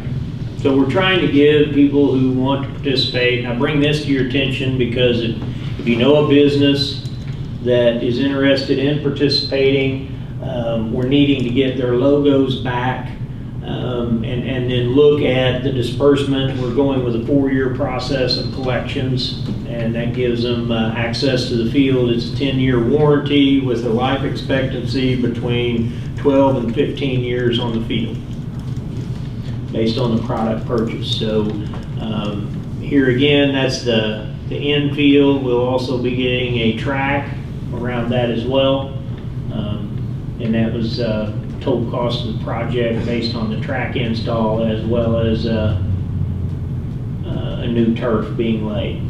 So just wanted to bring that to your attention. If you get anybody asking any questions, they can contact myself or Coach Carter. Which document are you in, Mr. Campbell, that shows those? Item 2E, isn't it? Yeah. Field turf Image of turf.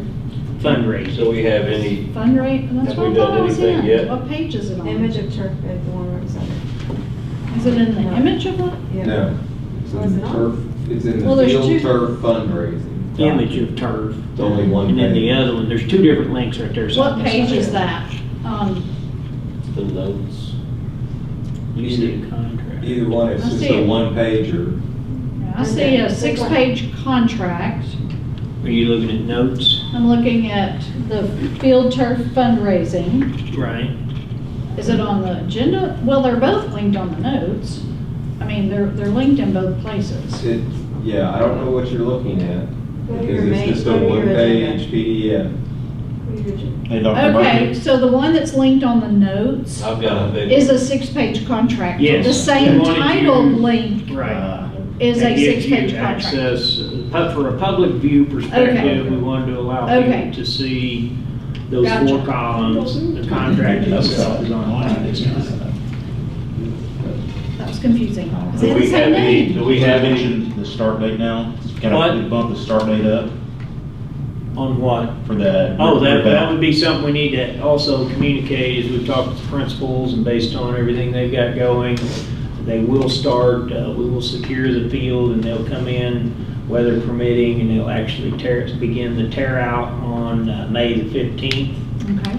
And hopefully be prepared to put it down after the Memorial Day, going into the first week of June, so that we get that portion of it done, and then we're just looking for doing the track. And that was probably a misappropriation in the link in the notes, because I think those were designed to be the same. Right. So, Sorry. but what you're looking at there is the Yeah. actual contract. Yes. And they just put that out for you two, since we wanted you to sign that. There you go. That was a subtle hint, I guess. You have a contract in front of you. But I did find You the can right go one. silver, gold, or bronze. You can go platinum. Yeah. Don't be, Greg, if you're watching this meeting, don't listen to them. Do we have anybody at the moment? Have we done anything? We've been communicating with people. We are, Coach Carter called me and he's going to sit down with Alan Tillery here in the next few days, is what he told me. We're going to revisit that conversation on the highest level. But we've got a couple secured already for the home field side. Okay, Energy. let's move on to item F. So what I wanted to do is just convey to you, we have 2 position seats available. Position seat 5, Mr. Little has filed running unopposed. We currently do not have, I checked with the county, we don't have anyone filed for position seat 3. Okay.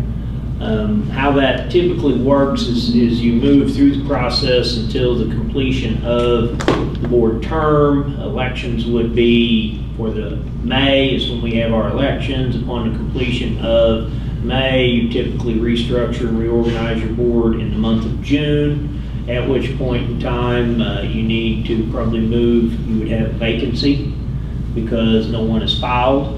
At which point in time we would have to then entertain, set up a structured time for interviews of potential candidates, and then run through appointment In June. in June. You can't do it in May.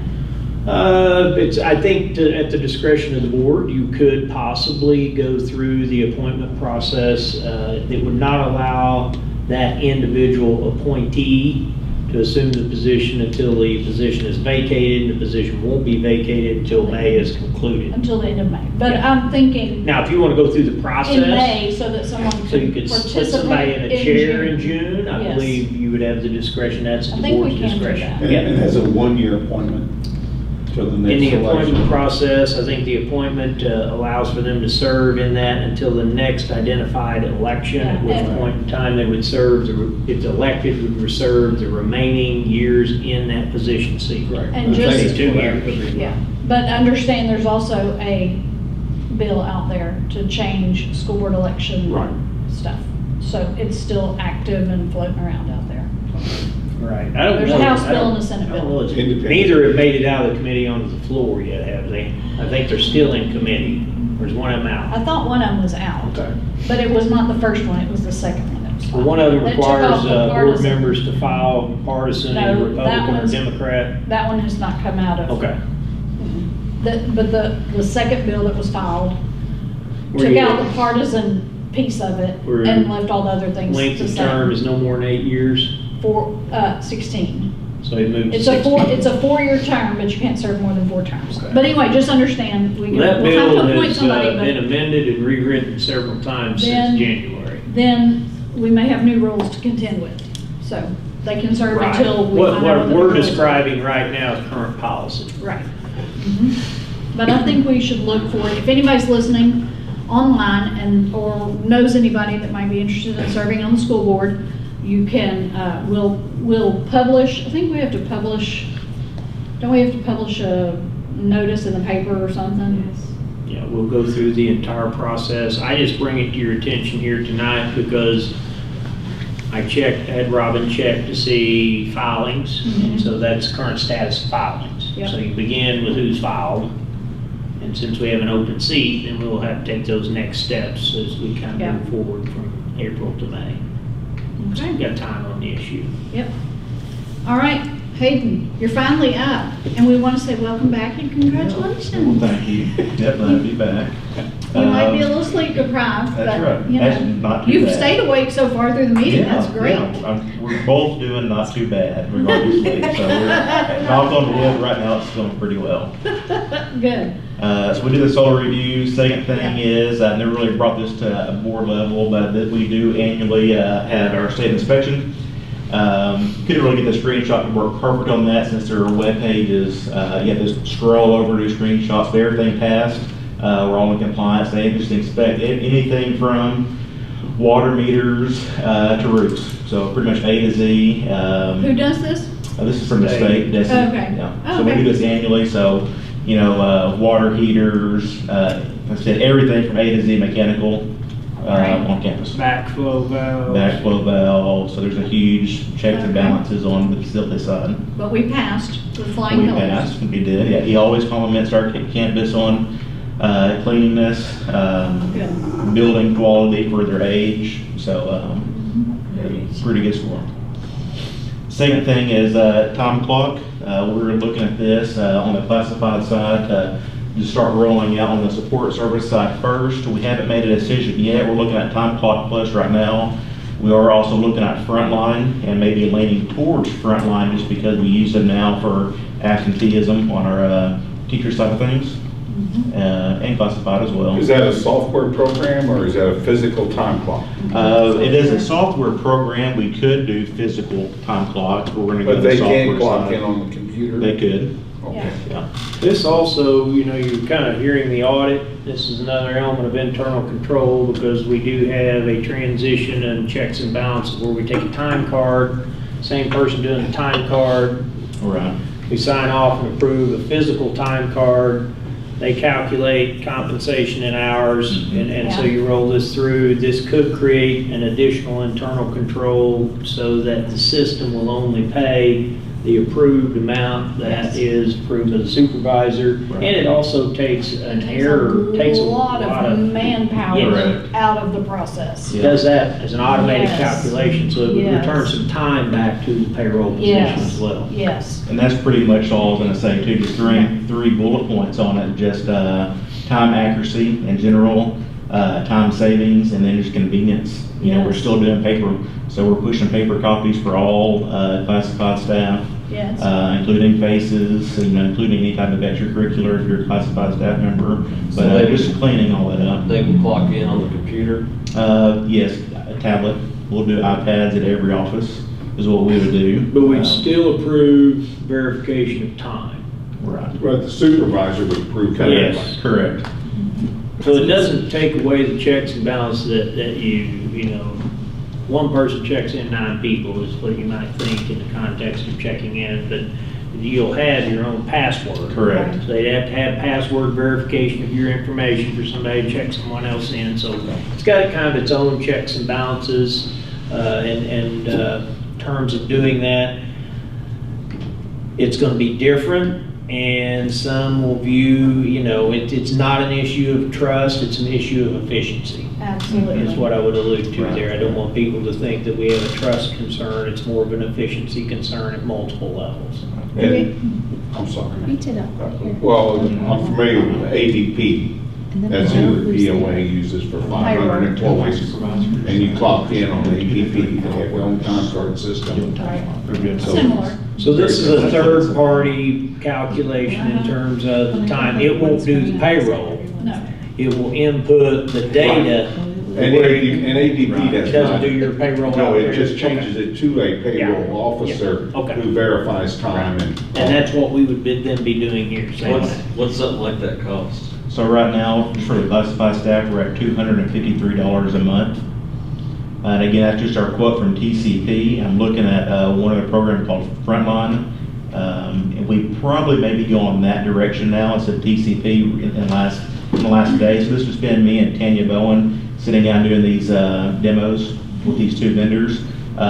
Pretty much targeting just these 2 because they're the only ones that work with Power School. Power School is what we use, or eFinance. It's state level. It's a state thing. So it's a very closed system. So there are pretty much two vendors in the state that allows Yeah. PCP and Frontline. Mhm. So what's good, so when I say that integration, everything that's already entered in eFinance now pulls straight down to both these time clock systems.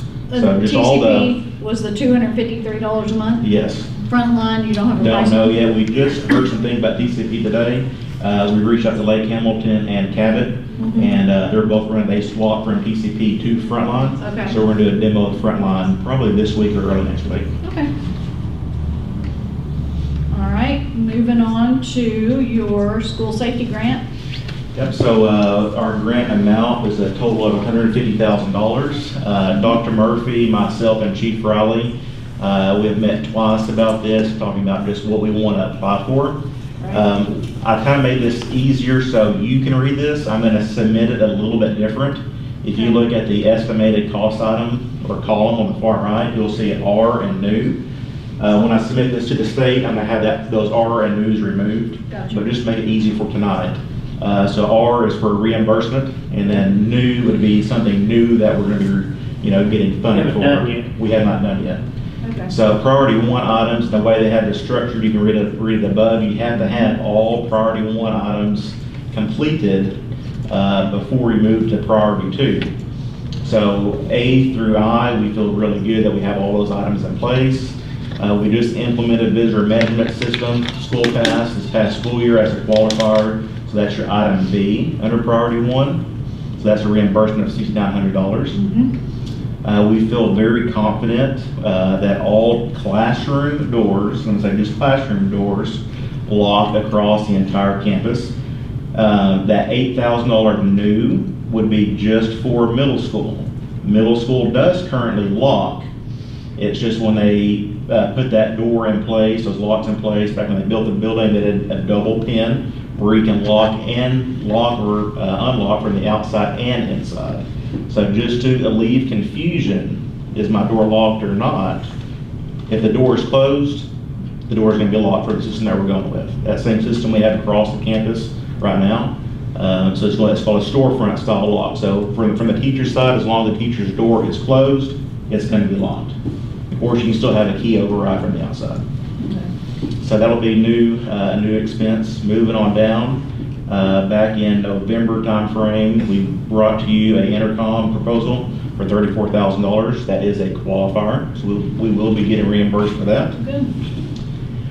Item H. And all that's installed. All that is installed. That's Done. about 2 to 3 weeks ago. So that's just gonna be money back. Correct. Item H, touch bar exit devices. I had to call the state on this one just to verify. In my mind, I thought a touch bar would be something electronic that you just tap maybe and the door would open, and that's not the case. We actually just, expend $17,501 this school year for doing retrofits and getting away from maglocks. Maglocks, what we originally did when we first did our access control system, what we found with maglocks, that magnet's up top. Yes, it's a 1,200-pound magnet, and you have to tie a truck to open the door, but from a kid just pulling for so long, that magnet tends to warp the doors. So we replaced all of our exterior maglocks on all exterior doors with a touchless crash bar. So even though you're still pushing that crash bar in, it says you only pushing it maybe an inch, they're classifying that as a touchless crash bar. So, but we do have it in place, that is a qualifier, so that will be $17,000 reimbursement. Priority 2, we qualify again for most of these items as well, or already have them in place. Go back up to one.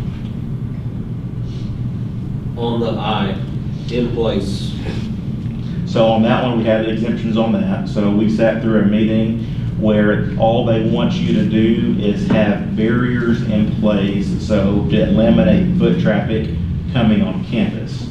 They used the example of schools that may be in the city, a little bit different from rural areas like say Mountain Pine, so they have the gate going across the main school entryway. Since we really, we could go back to the judge and the county, and Dr. Murphy can talk on this part, some of our roadways we do not own. We could put fencing up if we choose to. We've talked about that back and forth, but right now what we have done on campus with our they call it the vestibules, and more than one points of entries, we do qualify for item I. So we are good. Based but, on the level of control that we Correct. have perimeter fence around the entire campus. Right. They view us keeping our kids in controlled areas within fencing as meeting the standard, yeah. which allows for us to spend money in the next area. Now, if we wanted to have a discussion about putting a perimeter fence down through here in front of the admin building, then you would be looking at the different egress points onto the campus where you have your main entrance, Mhm. the admin entrance, and then where the new light will be, you'll have an entry point there. That entry point proceeding to the back side of the campus would be a county road, which you're gonna have a very difficult time controlling the distance on, but if you set a standard that you want perimeter fencing, then your next step would be designing a method for single point entry of all traffic in order for that fencing to be efficient. Right. So if you looked at, I called the state on item I and spoke with Tom on this one. It's very misleading that, it's talking about entrances and everything, but they really just targeted playground areas, anything to limit, foot traffic to a certain area. But yes, I mean, it does have entrances on there, especially the main entrance. The schools were qualifying for playground areas, fencing like we've already done for, go along the 2-4 to K1 building. Chief and I have spent some time just brainstorming on what we could do for the high school main entryway, if anything, because we now do have that sidewalk coming down in front of the middle school. So that is being thought of, and more Potentially discussions somebody later. can walk, anywhere, but Right. right down here, walk right up and get into any fence that we have on the back side of the elementary. Right. Yes. Okay, priority 2. Priority 2, security cameras already in place. We're not filing any grants for that. Grandmaster key system. So in the last 4 to 5 months, we've been rekeying the entire campus. We know we do have access control for all of our exterior doors. We pretty much just had a key where if you're a teacher in elementary, that one key for your classroom door would get you into every other classroom door on campus.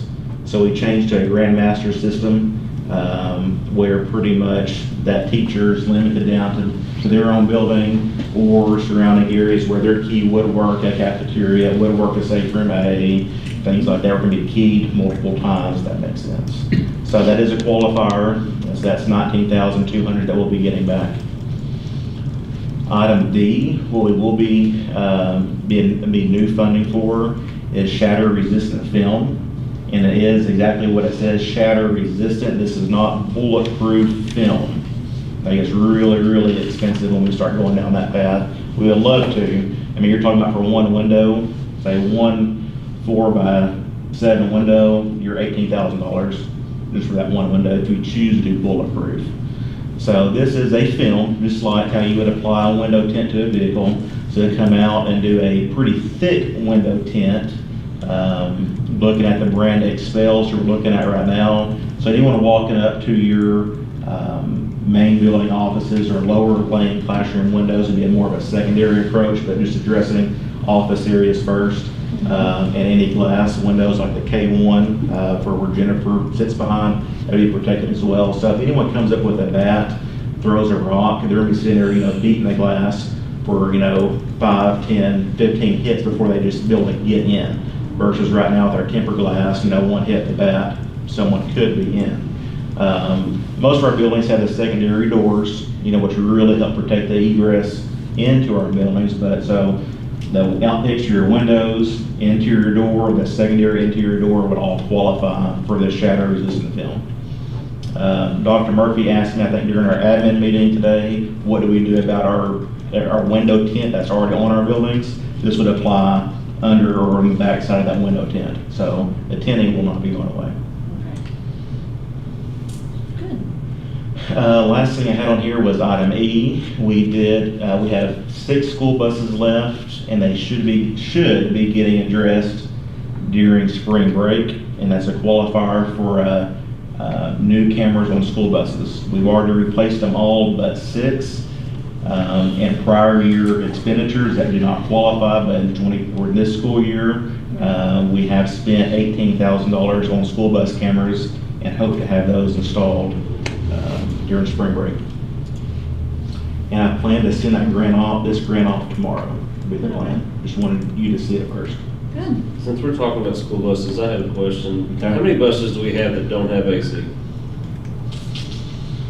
I'd have to get a count. And how much would it cost to put AC on the bus? I'd say probably $6,000 a bus.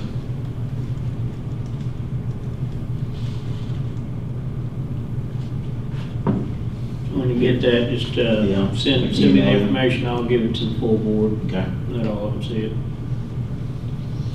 I think this is the last item I have. So this is Gov Deals. We are still pretty active in Gov Deals. Sold on auction so far. We have sold $34,810. What have we purchased with that? You recall, I think back in 19, we purchased that skid steer. Kind of used this money and that came out to around 21,000. So skid steer was purchased through here in a way, we get these checks back. And we purchased a dump bed trailer just for pretty much summer work and hauling material around. You see sent to auction, we do have 5 items sent to auction right now. 2 school buses, one a 2007, one a 1997 bus, an old FCA trailer, and some other equipment around campus. So right now, all items have potential buyers, so hopefully we'll see that. Cool. A little over 10 grand coming in. So this is the last thing. Chief Raleigh went through back on the 10th. Again, items 1 through 10, he checks in each building, each facility of the campus. Chief Raleigh meets with the assistant principal or principal of that building to review all of his findings. I talked to him this afternoon during my lunch, and he said, his words to you would be, he is definitely seeing a huge improvement on classroom doors staying locked. So a lot of the times, he kind of told me if he's in a building, the kids going out to the bathroom, he kind of sit back, and most of the time now, the teacher will say, hey, well, Johnny, will you close the door on your way out? So he just wanted to make note that he's seen a huge improvement on a participation on just keeping all doors locked. Good. That doesn't seem like a huge improvement though, right, on that number 10? Well, I mean, you're gonna have so many, these principals can speak to, I mean, just This is between. 1, but one wasn't 1, 3? Yeah, it's mine. Oh, I think mine was too. Every single classroom but one was a sub. I mean, it's really hard when you have 9 to 12 subs in your building every day. And I mean, if it's a regular teacher in the classroom, it very rarely happens, but we're almost always pegged with the sub. You have 9 to 10 subs a day? Well, not every day, but this day we did have 9. But it's getting higher, it's that time of year. The armpit of the school year, as we call it.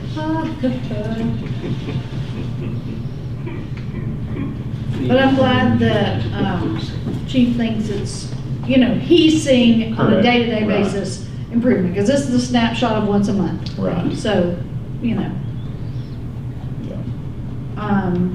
Okay. Thanks for all those updates, Hayden. And we are going to turn to Mr. Campbell, and he's going to tell us something about summer school program. Yes, ma'am. So, with our ESSER funds, we had summer school allocated for last summer, this summer, and next summer. Yes. And we took this summer and next summer off when we put that money into the big bonus last year. Gotcha.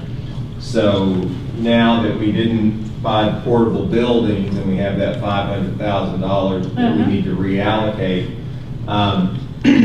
in talking with the principals, looking at addressing learning loss, what we're looking at is really ramping up that K-6 summer school to try to really engage those kids, meet those needs, begin to look at that, particularly the reading level, thinking ahead toward what we're going to be looking at in the future.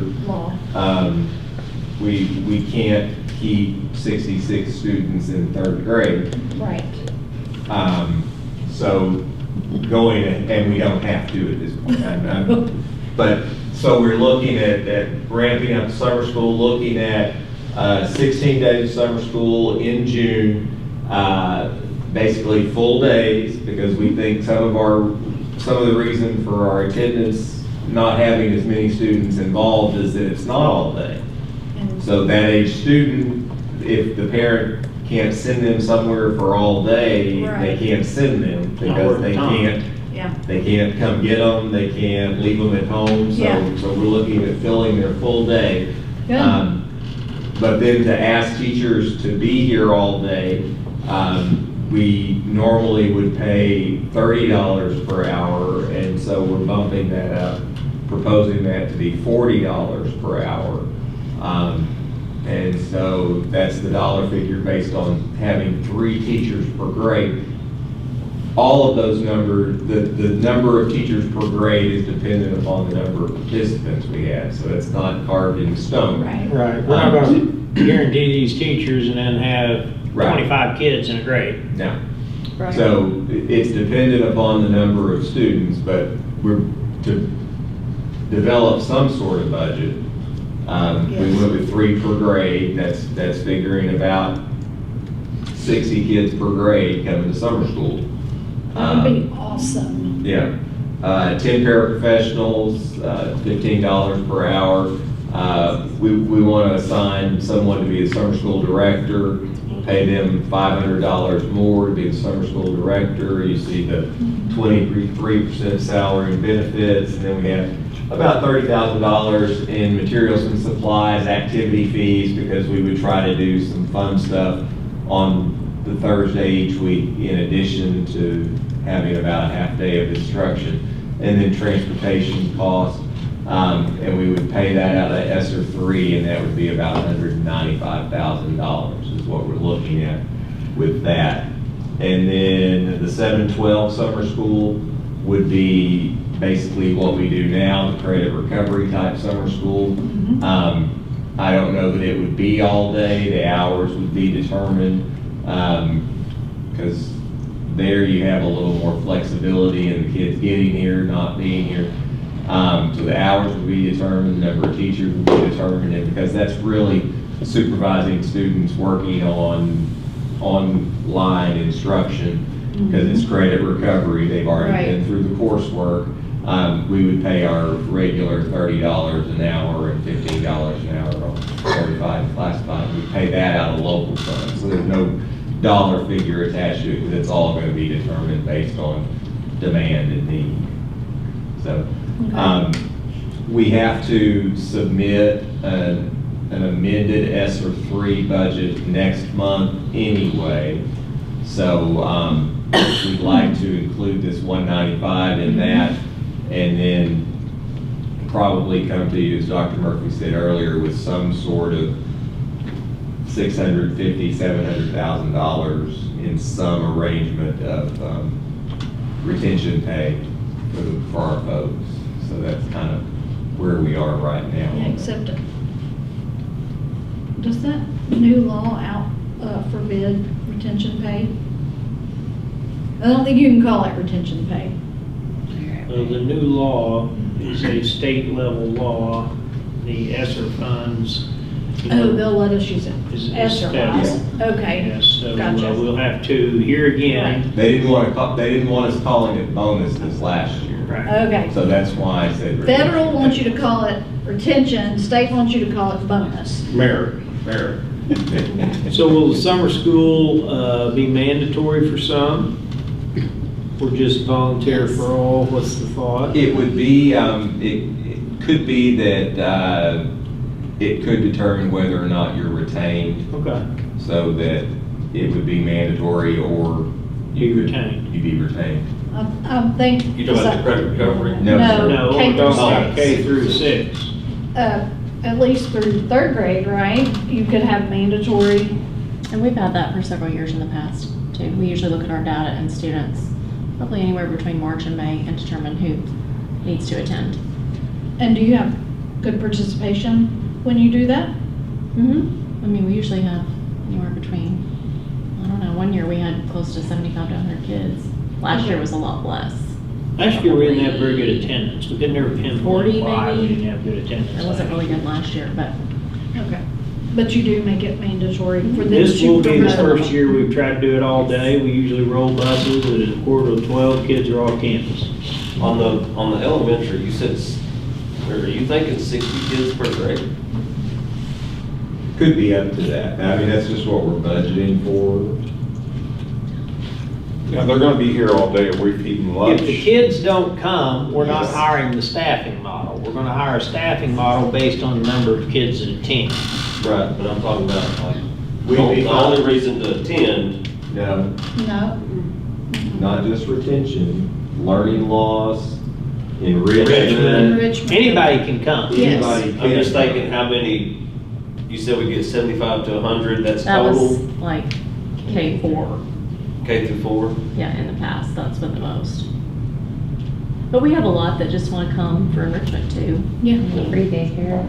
And Yeah, and parents, I mean, you know, in this day and age, as a parent, if I had young children again, I would probably send them just for the enrichment part of it and the reinforcement of skills that they're so obviously losing over the summer. You know, it's a good way to keep them, Could the credit recovery for 7 through 12 be done at home, like we do AMI days? If that's all it is, they're on the computer Right. doing makeup work. You've pretty much made them come because Had they to come didn't because it's pass. usually, right, we were trying to get them to pass for the credit. So when we had 2 teachers in the room, we were answering a lot of questions that they had, so. Okay. So does that not just a $40 pay? No, because that's not part of the ESSER fund, so they go back into the $30 So an it's not hour. because of a computer that it's $30? It's not really that, it's our concern is we don't know at $30 an hour that we're gonna be able to hire enough of our people to manage the volume at the elementary school. At the secondary level, we're gonna need to hire maybe 2 teachers or 3. And so we don't have, there's gonna be somebody signed up to do that. Usually At hire $30 an hour. One math, one English, basically. At the high school. Amounts to, and that covers the Now, courses that need credit recovery. if you're wanting it to be the same across the board, that would be a big deal. that's not That's what a I big would- deal, but I would tell you the work that those people at the secondary level are doing is not even near the, and I know they can argue or not, but they're dealing with, the kids are utilizing, they're overseeing. Where K through 6, they're gonna be guiding instruction. I All day understand long. that, But if you're looking for equity, it's not gonna break the bank, I'll do $40 across the board. but I'm not all about being fair all the time. But I mean, I'm if just you're saying. noticing the discrepancy, that's what it was about. It was really about, we move, because we typically are authorized to pay 30 in the design model. The reason we're bringing this to your attention is we're asking, if our kids show up, we want to staff it with our teachers. So going back to the lunch, we're gonna be And that would be serving, $40. we're gonna be serving lunch, they qualify for free and reduced, we get reimbursement on federal. Yeah, Money. Everybody seamless eats summer, free. In the summer program. seamless summer, so everybody. And so Everybody then, is and for Chartwell's will be here.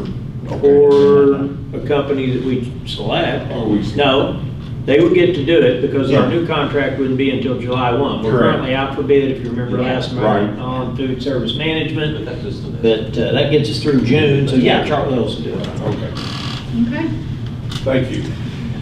all right. We got a question. Where? Cindy, what's the question on summer school? No, we're just talking about the number of teachers. You know. So we can set staff-student ratios however we want. to. Yeah, I We can just set hope them there's 25 to 1, and we can serve 50 students with No, 2 I know. teachers. I'm not worried. I mean, we gotta pay them. I mean, get them here. I hope we don't have that many people that need retention or. So I have 28 on my list who failed the course from the fall that need to go to summer school for credit recovery, For 10th through 12th? 9 to 12. You have 28 who must come and do that to Well, get their they're gonna retake credits. it next year, the year after, or. Now, in find out they lost elementary- the credit. You probably don't have. We haven't even in finalized the- our list, but even ones that we might recommend might be between 10, 15 per grade level.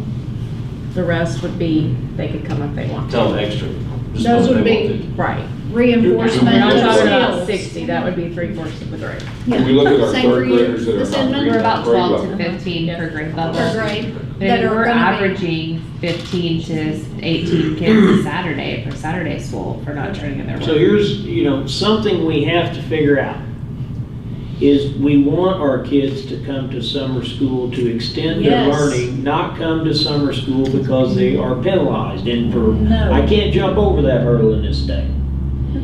Come to summer But we school need if you're our- watching. We need our kids to be in summer school. Yes. If we were, knocking the top out of each building report with an A+, we'd all take summer off. But the last time I checked, we're not doing that. So we need our kids engaged in learning. Yep. And so I get it, when you get to summer, traditionally, that's their time away. Our goal is to provide them with an experience that they won't be a part of. That's what we're seeking to try to do. And all we're changing in that context is we're thinking that maybe if we go all day versus half a day, it's not penalizing them, it's just we're trying to figure out why our parents aren't sending them. Because what we had last year in terms of summer school, based on our student needs, fell woefully short, especially considering what we've experienced when we stayed home for 18 months or had a smattering of I'm going to attend or maybe stay at home or I've got to go out 10 days to get back in. So we know we have a lot of kids that would benefit from a summer program K-6, but we want our best teachers in front of them and we want our teachers in front of them. And we, would highly encourage our kids and families to consider participating. And it's just 4 days a week, Still got a for 3-day 4 weeks, weekend. so, hey. No, I'm all for it. Katie cleared it up. Only about 10 per grade need retention. I mean, Nice. no. Some are not necessarily retained. Need Need they additional, Like They need additional additional- assistance Yeah, for need the summer, additional- yeah, not retained, no. Yeah. No, Need no. additional help. They need to Yeah. come. So are they in a different class than the kids that really just come because they want to come? Well, we've done it different ways. A couple years ago when we had a lot, we did kind of look at all of the data of our students and put them in groups that were similar skills so that we could remediate them. And some of the kids that didn't need to were in an enrichment class. I mean, and Right. they were just enriching their learning with, greater text, more comprehension questions. Yes. But now that it's going to be an all day, I mean, we brainstormed that's like a regular school day. So, some of that has to be some hands-on projects with some little science units and, it will still include lots of Right. learning, but very targeted literacy and math instruction. It would be, this is our last true opportunity. I guess we could possibly offer one with some ESSER funding next year if we don't expend all of it in the month of June. But it's really the last true opportunity for us to pilot a full-day program utilizing federal funds to support the entire program. So that's kind of where we're at with the process. And in a year or two, it would be locally funded. But it's so important. Our hope is that, because they worked very hard last year to market summer school, but in all their efforts to market, still did not have, they felt like the attendance was less than the prior year. When are we gonna start, when are they gonna start being able to sign up for all this so we get a number? Soon, we already have the forms, I just have to Yeah. edit the dates and You I guys kind are of want to good know to how let us many so we roll know how with many this. staff. We'll start the marketing and the advertising of this, and the other piece that you're really not talking about, based on how we're trying to design this, we'd like to have a coordinator of this program to kind of grow your own administrative program and not have our lead principals take on the burden of the summer school process and be the first line of defense on whatever that either transportation issue was or parent phone call, et cetera, and have a supervisor of this that gets some experience managing this population in a K through 6 model. So that line 14, 15, 16, that's not an existing 240-day person Contract getting person. paid that. That's going to be Somebody extra. 190. Yes. a 190 who's getting a new experience.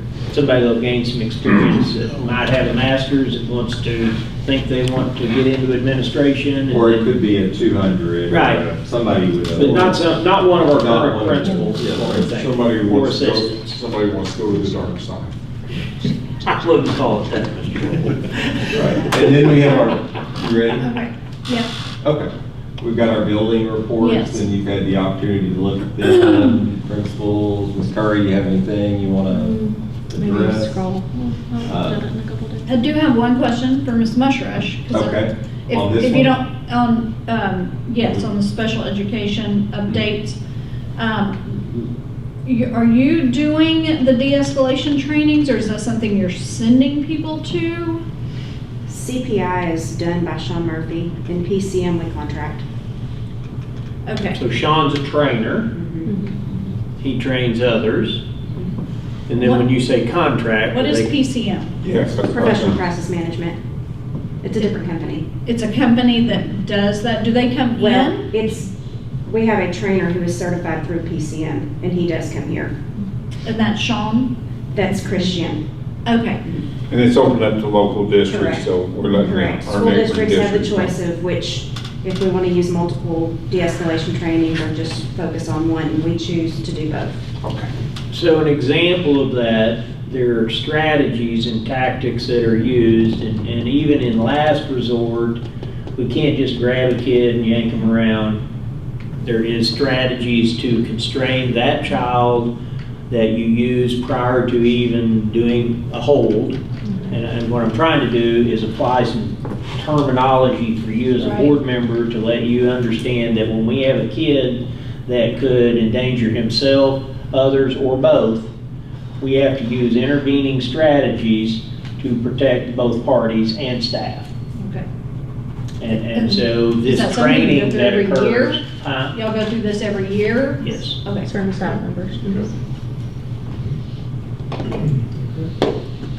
I'm sorry, Katie, I didn't mean to take away No, from no, what that's you were fine. gonna update. I mean, if you guys have any questions for me, we have been, a couple grade levels have been teaching our new literacy curriculum that we're purchasing, our CKLA, so that's going really well. Fourth grade's been working in that, and second grade.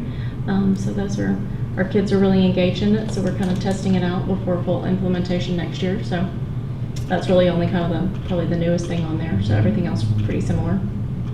Staff and student attendance is about the same. What was that, bus referrals? Mm-hmm. Is that something y'all take care of? How does that work? We do, Jennifer, my assistant, handles most of them, but if there's a referral on the bus that comes from a bus driver about an issue with a student, or, you know, if we get a phone call from the parent about something that happened, then we investigate it and determine, you know, Does that what level happen? of consequence. Does that happen before they get back on the bus that afternoon, or? Sometimes it depends on when we get notified, but usually within the day or two. Depends on severity, I would say, Mhm. severity of incident. And I guess our cameras are digital, so that an incident would be on that chip for a while before. Yeah, we can it's replace released. video. Right. Yeah. Okay. We just send an email and then they send us the clip. Yeah. And only one vape incident at the high school. Been a lot of snow days. in February. And none at the middle school, no vapes. No vapes at the middle school. Vape detectors are working. Well, I think that's what I want to attribute to. Yeah. So any comments going somewhere else? Really? Yeah, they're working. They do work. I just think the reality of it is it's not as enticing to vape in the bathroom if you just get busted. And Right. our habitual offenders are no longer in our building, so, you You send know, them to the high school, now they're Frank's problem. no, they're daily. Yeah, they, Come Yeah. on. But no, I mean, we don't really have a lot of new things to report. We've had a lot of different professional development going on in our building this month. That does kind of attribute to the substitutes that we were talking about. You know, when teachers are at training, that does, take them out of the classroom. But really proud. There's a lot of great work going on. Steve wanted me to make sure that I mentioned we do have a 51% reduction in referrals for this month, for this year versus last year. So we're really happy with that data and just going to continue to move forward. In that vein, how's elementary? Are they seeing an increase in the number of incidents over last year? Or is it about the same? Do you have some comparative data or a feel for it? I mean, I'd have to pull it to compare it, completely. It's probably up a little bit, mean, we have, some of our lower grade levels that have some pretty significant behaviors. Just our kids are coming to us with different things. Lots of mental health referrals if you see that's going up. So a lot of those are, small students that can't regulate emotions within themselves. And that starts pretty early on, so. Oh my gosh, that's so weird. We're all through with exactly the same number. You what? We were the same number. I was just, it's late. Mental health, why, is that what you're saying? We probably need some mental health at this point today. Y'all each have It's a long day. 84 students receiving mental health services. High school, you're doing good, you only have 65. We'll Um, feel We the did a long kids. list of activities that are about to hit you right Yes. after spring break. And don't forget, tomorrow night from 5 to 7 is the Cobra Expo. Yes, We've got a lot of work that has been done campus-wide, so. campus-wide. Correct. Just in each building? Where are you, how are you? Middle school and elementary will be in their locations, high school will be in a safe room. So you can visit all buildings. Correct. Okay. So You can high come get your school- caricature drawn. Cool. All right. Well, Miss Get Jamie, there early. music. Won't take them very long to put No. on. So that's But gonna be a big you're welcome deal. to come and do salsa dancing tomorrow night. Yes. Oh, So we do, the Cobra Expo is campus-wide. That is, so y'all stop in if you can tomorrow. And Ms. Keys is gonna do a senior parent meeting tomorrow night at 6 o'clock in the auditorium. It's very brief for parents, it's just getting them ready for that end in mind, so here comes graduation. It's gonna be here very quick, matter of fact. Graduation's 2 coming months. up soon, May 12th. Yeah. Yep. Lots of stuff going on in the high school as we wind down the school year. So, anything that any of y'all would like to add to your report or share with us, or shout outs to somebody in your building, or got anything else you want to add, we're open to hear it. But if not, we're good, because these reports are great. We love what you're including in here. And we appreciate you going through the effort of doing it. I know it probably isn't your favorite thing to do, but we do appreciate it. And it's nice to have that to go back and look at historically. So we thank you for that. And we hope that you have a great spring break coming up for all you travelers. That's a nice break. Y'all need it. Christmas seems like a world ago. Okay, so if y'all have nothing else to add, we have just a little bit of personnel. Nobody signed up for public comment because nobody stuck with us this long. Sorry, I knew it would be lengthy tonight, and I apologize. But we do have a couple of personnel matters. Lloyd, if you want to read them. Motion to accept the retirement or resignation from the personnel below for the correlation positions for the upcoming 2023-2024 school year. Sandy Lively, elementary PE teacher.